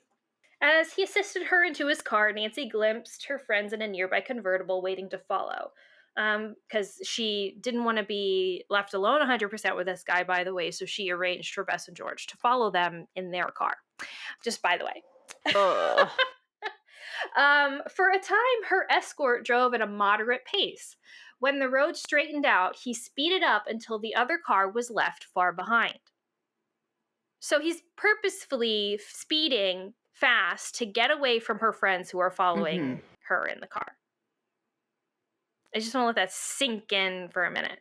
He's putting her in danger doing that. Yeah, so one, driving not safe at all, which we're going to get to. I'm not done. But also purposefully separating her from her friends. I just want to make that clear. Very calculated. Oh, let's not go so fast, Nancy protested. This is the way I like to travel, Barty told her. Well, I don't. If you refuse to slow down, I'll never go out with you again. All right, he grumbled and grudgingly reduced the speed of the car.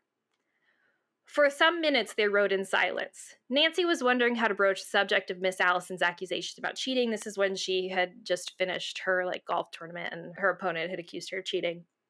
Finally, with the pretense of being facetious, she suggested that perhaps he had not really seen her hit the ball out of the woods. And he says, it wouldn't make any difference to me if you had or hadn't, cheated at golf. And she says, Nancy was not flattered. but she decided she would gain nothing by revealing her true feelings. Taking a different tack, she cajoled her escort into a pleasant mood and casually asked him if he knew Miss Judson. So, like, she's like, she has to basically talk him out of his bad mood. Mm-hmm. Because she Like, feels like she's already on eggshells with him. yes. After And has to reel it back. Yes. Like, Mm. and then when they get to the hotel, as soon as they get to the place where they're going, because like the dance is at like a different hotel in the area or whatever, Nancy leaves and goes to the bathroom like immediately. Mm-hmm. And she's doing it, they say in the book she's doing it because, right, she's hoping to see Miss Judson or whatever, but like, I mean, I can only imagine that what it is she has to leave that guy's presence for a little bit. Like, and that's like the only place she can go to for sure get rid of him. Get away from him. And then she runs into Bess and George in the bathroom, and she says, "Try not to lose Barty's car going back to your hotel," Nancy urged. Yeah. Like, don't let me be scared. alone with him again. Yes. Yeah. Mm-mm. Nancy. Yeah, this man's a predator. He's a predator. It's fun for him to find ways to scare her and make her feel afraid. Yes. That's entirely the point. Because he likes to have the power. He likes to make her feel scared. It makes him feel more powerful. Mm-hmm. He's toying with her. Yes. 100%. For him, it's fun. 100%. For us, it's terrifying. And there are like so many other moments of just like where, he sends her the note and basically just like assuming that she's going to go on to this dance with him. He forcibly, let's read. Oh, did we already read the part where she falls off the balcony? No, we did not. Okay. No. Maybe let's look at that too. Oh yeah. So they're dancing. Bartescu was persistent and danced with Nancy several times. Though he was an excellent dancer, Nancy did not enjoy being with him. At the end of one number, he firmly steered her toward the terrace. She was annoyed, but told herself this might be a chance to find out more about the man. He says, "Oh, I was so charmed by you, I could barely write my name." Unexpectedly, he began to move closer. "Nancy, you're very attractive. In all my life, I never met anyone that Nancy took a step backward. She did not realize that she had been standing near the edge of the terrace. Suddenly, her heels were no longer on solid cement, and she felt herself falling. And she gets hurt. And then Nancy's outcry had brought several dancers running from the hotel ballroom. The situation was intensely embarrassing to her. She did not wish to explain that her fall from the terrace had been caused by trying to avoid Bartescu's unwelcome advances. Yes. Poor Nancy. So she's ashamed that she was out with him and ashamed that, like, she had to try to avoid him because he was coming at her. Like... And it's so horrible that feeling should have to be on her rather than on him being ashamed for behaving that way. Exactly. And later after like she's been in this car with this guy and he's just like driven aggressively, it's on her to cheer him up. It's on her to make sure that he's not gonna do something worse or like be in a fouler mood and something else is going to happen this evening that is going to be really bad. It's on her to make sure that Bess and George don't lose him again when they head back to the hotel later. Like, it's on her to keep herself safe in the presence of this man and not on this man to not be creepy and awful. And again, he is like 28 years old and she is a literal child. Yes. She's 16 years old or 18 for the revised, but that's barely a legal adult. He's like 10 years older than her. Yeah. At least 10 years older than her. Yeah. And is behaving this way and needs Nancy to, I guess, manage his emotions for him.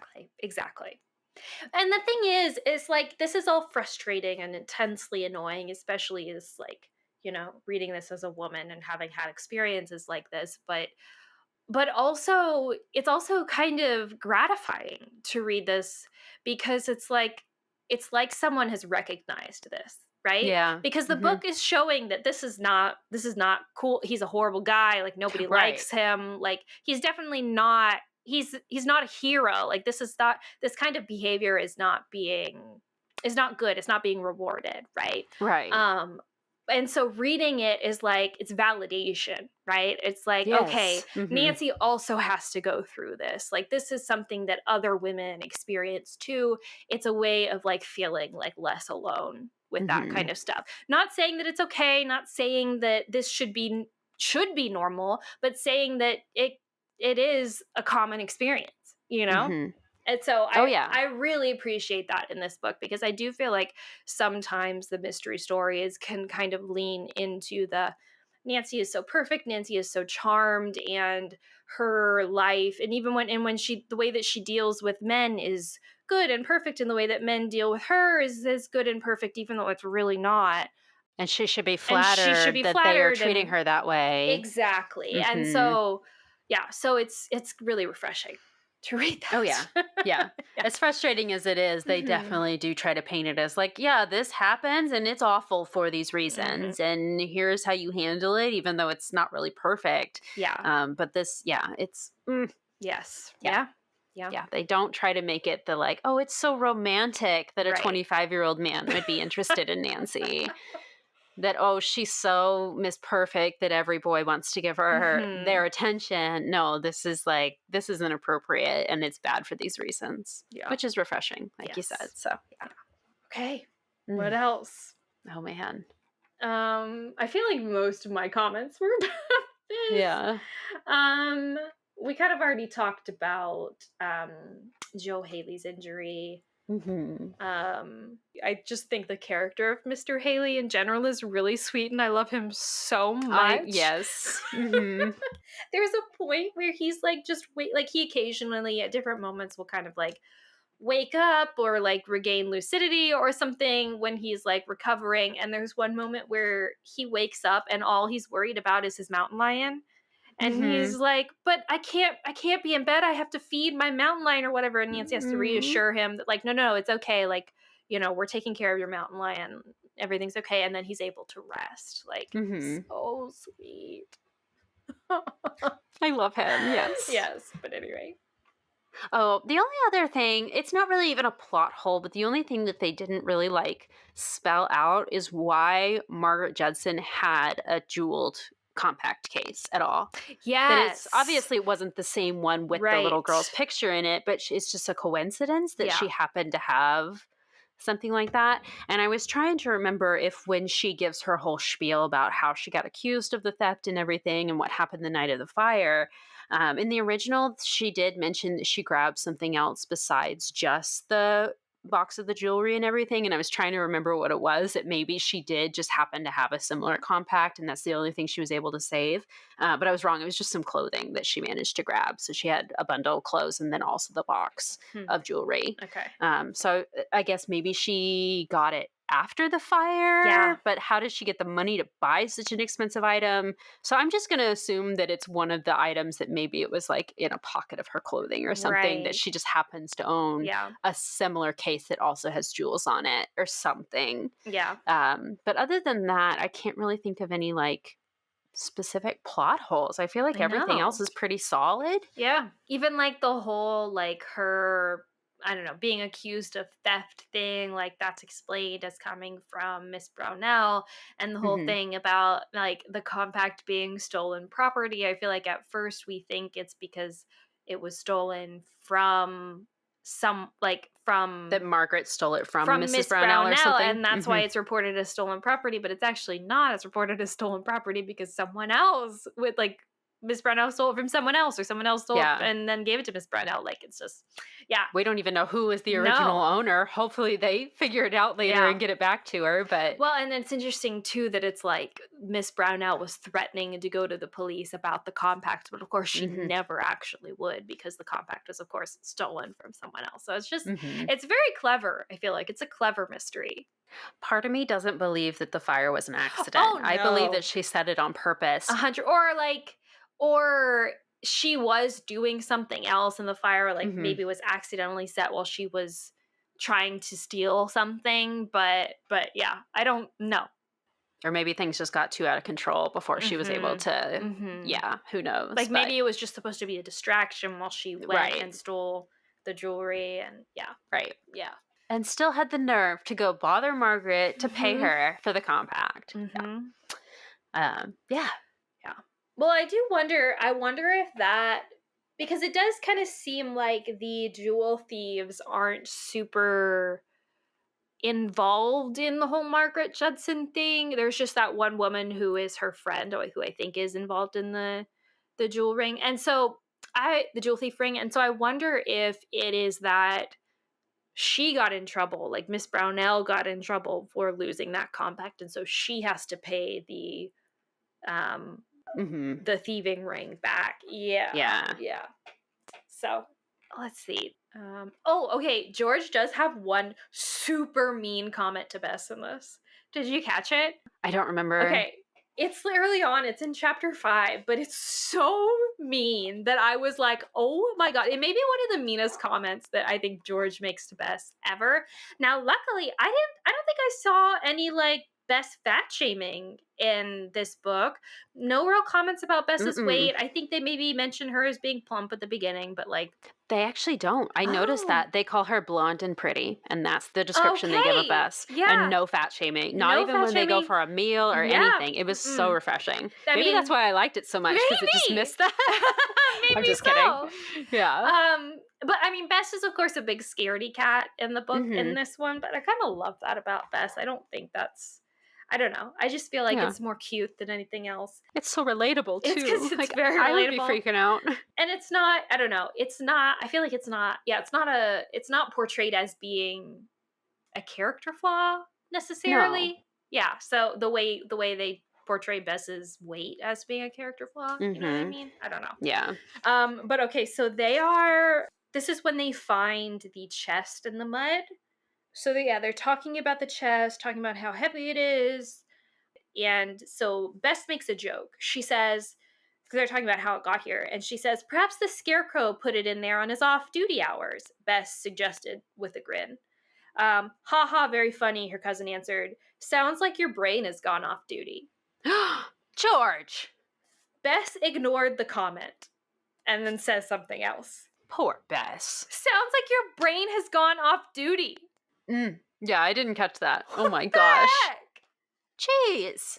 Like, it's just totally, like, uncalled for. Like, Bess made a joke. Like, it wasn't like she was actually suggesting that the scarecrow put it there, but George just uses it as an excuse to call Bess dumb. When she made a joke. George. Right. Like, I can't. Bess is funny. She's hilarious. She's hilarious, and she's so classy, because all the time when this kind of stuff happens, like George makes a comment or something and she just ignores it. Like that's Bess's reaction to when people do offensive things. She just ignores it and she moves on. Poor Bess. Poor Bess. And I love her so much, and I will forever be #Team Bess because she is so great. Anyway, yeah. I just have one tiny, tiny little thing that I noticed, and I don't know if this got carried over to the revised at all, but in the original, we do specify that Nancy sits down and she drinks a cup of coffee, which I don't feel like I've ever noticed her doing that before. I feel like if we do have it, it's either cocoa or warm milk, or maybe sometimes it might be tea, but I can't recall another time in the mystery stories where she drinks coffee. Because I feel like maybe Harriet at some point in the revisions was like, well, that's too adult. We don't want to encourage children to drink coffee because it's probably not the most healthy thing for them. So we don't want Nancy doing it because she's supposed to be this role model. But in the original, we do say that she has a cup of coffee. Where is that? Is it when she is like... I wrote down the page number, but I don't remember the context. 1 second here. Is it when she's like, Bess has just thrown a book at her hand and the next morning she's eating breakfast? But she like doesn't have time. Here. Oh, okay. No, it is right after the night where Martin is doing his erratic driving, and then they come back to the hotel really late. Despite Nancy's fear, the homeward drive turned out to be uneventful. Thank goodness. She stumbles into bed. It's really late, and then the next morning, her alarm goes off super early. Giving herself 15 minutes in which to dress, Nancy snatched a cup of coffee at the hotel cafe and went off to get the train. Oh, interesting. Oh, sorry. That's when she's going to go pick up Carson from the train station because he's getting back from New York. Yeah. So that's why she's getting up early, and she just happens to grab a coffee on her way. Yeah, interesting. Yeah, the context isn't even really relevant. It's No. just like, Well, I was oh, just wondering. I was wondering if they did it in the revised text too. oh, okay, yeah, See if I could find it, but I don't. I don't remember that. I don't think so. yeah. Um, And it's not really even important at all. I right. just thought that it was cool. Yeah. So, Interesting. Very interesting. but we are going to be going to that exact same train Oh station my pretty soon.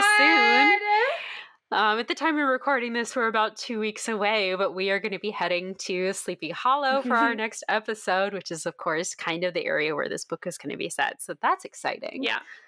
Anything else that we have for this one? I think that's all I've got. Oh yeah, I don't think I have anything else. Yeah, I think that's it. Overall, I feel like really solid, really good, really enjoyable. Absolutely. Yes. Flashlight score? Oh, I have to give it a 5. Okay. Yeah, I loved it. You know, I think I have to give it a 5 too. Really? Awesome. I feel like I want to give it a 4. Like I wanted to mark it down just because I'm prejudiced against golf and all sports, but that's really unfair. Fair. And so, yeah, I don't know. I can't think of any real reason why it deserves to be knocked down at all. I feel like it's a 5-star book for sure. It's just fun. Yeah. It's so classic. It hits all of the like points that I wanted to hit for me. It was, a little bit plot twisty, which is nice. It feels so classic and just like the setting and everything. Just absolutely stellar all the way around. Refreshing. A lovely little fall spooky read. Although I guess technically this is really more of a summer book, probably. I think they do specify that it's set in the summer. It's set in the summer, but yeah, it's so great, so lovely. Love it. Yes. So Warner Brothers, please get on that movie for us ASAP. Get Kennedy McMahon, please, and we'll go from there. Okay, can I just say how lovely it would be to have Kennedy McMahon star in a series of movies as Nancy Drew, but they're like set like back as like the mystery stories as like period pieces. That would be so nice. Because that way we can like keep all the canon or whatever of like the Nancy Drew TV show, the modern day Nancy Drew TV show, CW show, as it is, and that can stand alone or whatever, but Kennedy McMahon can reprise her role as Nancy Drew, but just like in like this alternate universe back in the 30s or 50s or whatever, and go through all the mystery stories. Wouldn't that be so fun? Yes. So this actually reminds me, the CW show, obviously, it had 4 seasons. They'd kind of planned for a 5th season, but the CW was going through its stuff at the time, and they ended the show there. And so since then, fans have been calling for a Nancy Drew movie to kind of... No, I mean, they did wrap it up. It does have a proper finale in season 4, but I mean, they could have done more with it if they really wanted to. And so people have been calling for a movie. And in my mind, like, you have to set it off of, like, base it on one of the books. Maybe not directly this. You could absolutely modify it. But I think that it would be perfect to do maybe this book, honestly. And Larry Tang, the director of the show, is like, well, our lease on, like, the Drew home and the claw's up. Like, what are we going to do? It's not really. And I'm like, hey, it is so classic for Nancy to go on vacation. So what if the premise of the mystery was that Carson surprises Nancy and her friends with a trip to the Deer Mountain Lodge, where they stumble across a supernatural mystery, which then pulls in the supernatural aspects of the show.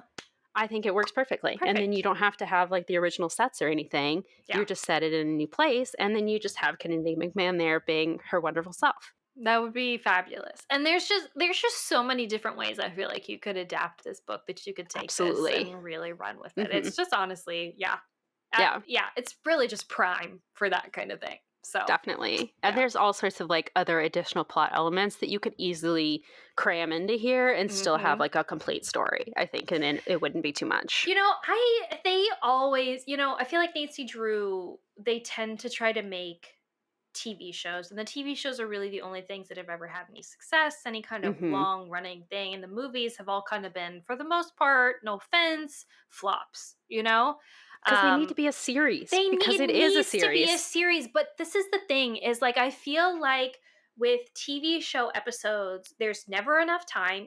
The 30-minute one was definitely not enough time. But I feel like 45 minutes that's not even enough time. It's still barely there. What we really do need feature full length movie long episodes of this.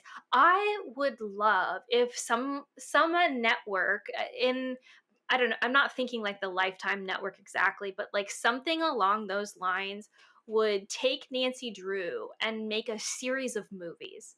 Like a Mhm. legitimate, it doesn't have to be big budget. It can be low budget. Like Yeah. there's, the books and movies are so classic. You would get such a following.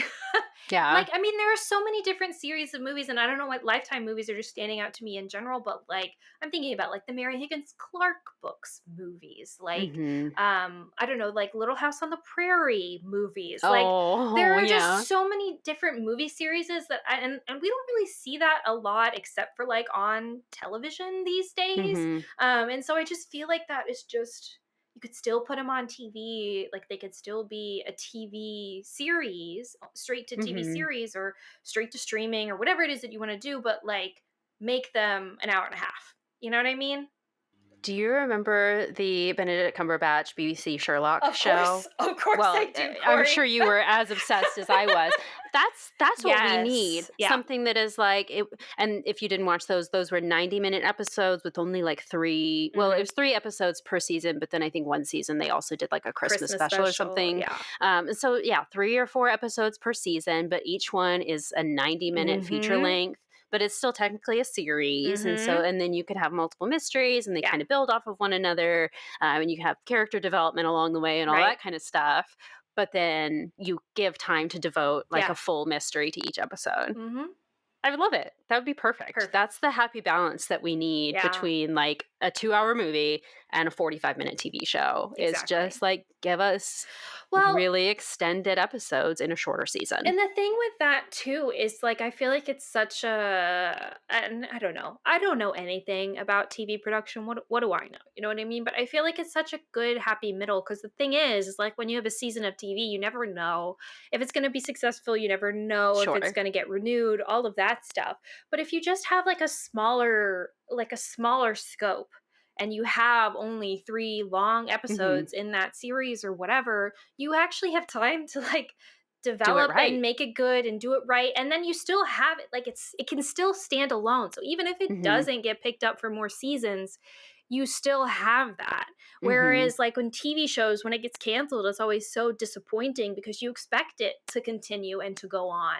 But if you never set that up as being the goal, you can do do the ones that you want to do and do them really well, and then if it does well, you can continue to do them, but that's never part of the original vision. You know what I mean? You know?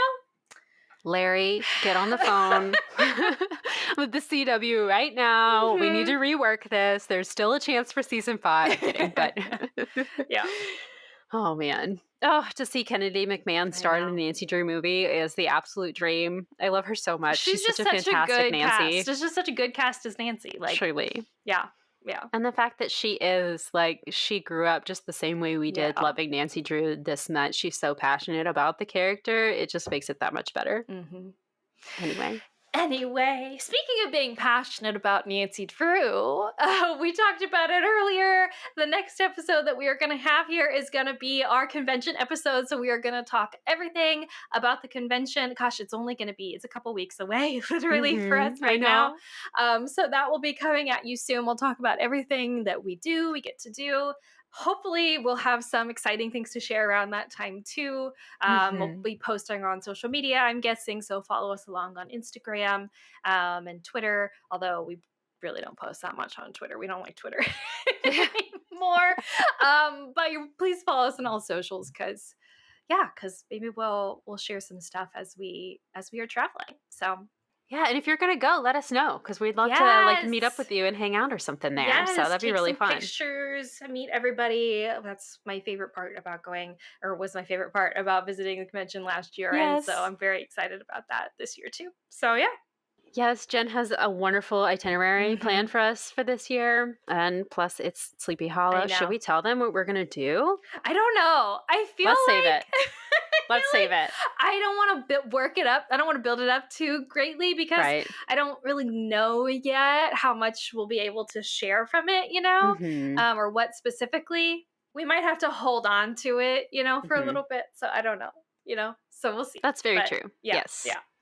So, but we're very excited for Sleepy Hollow. So hopefully we'll see you there, or if not, we'll get to tell you all about it. Yeah, and if not, we'll see you next time in the next episode, Regular Drews. Yeah, we'll see you then.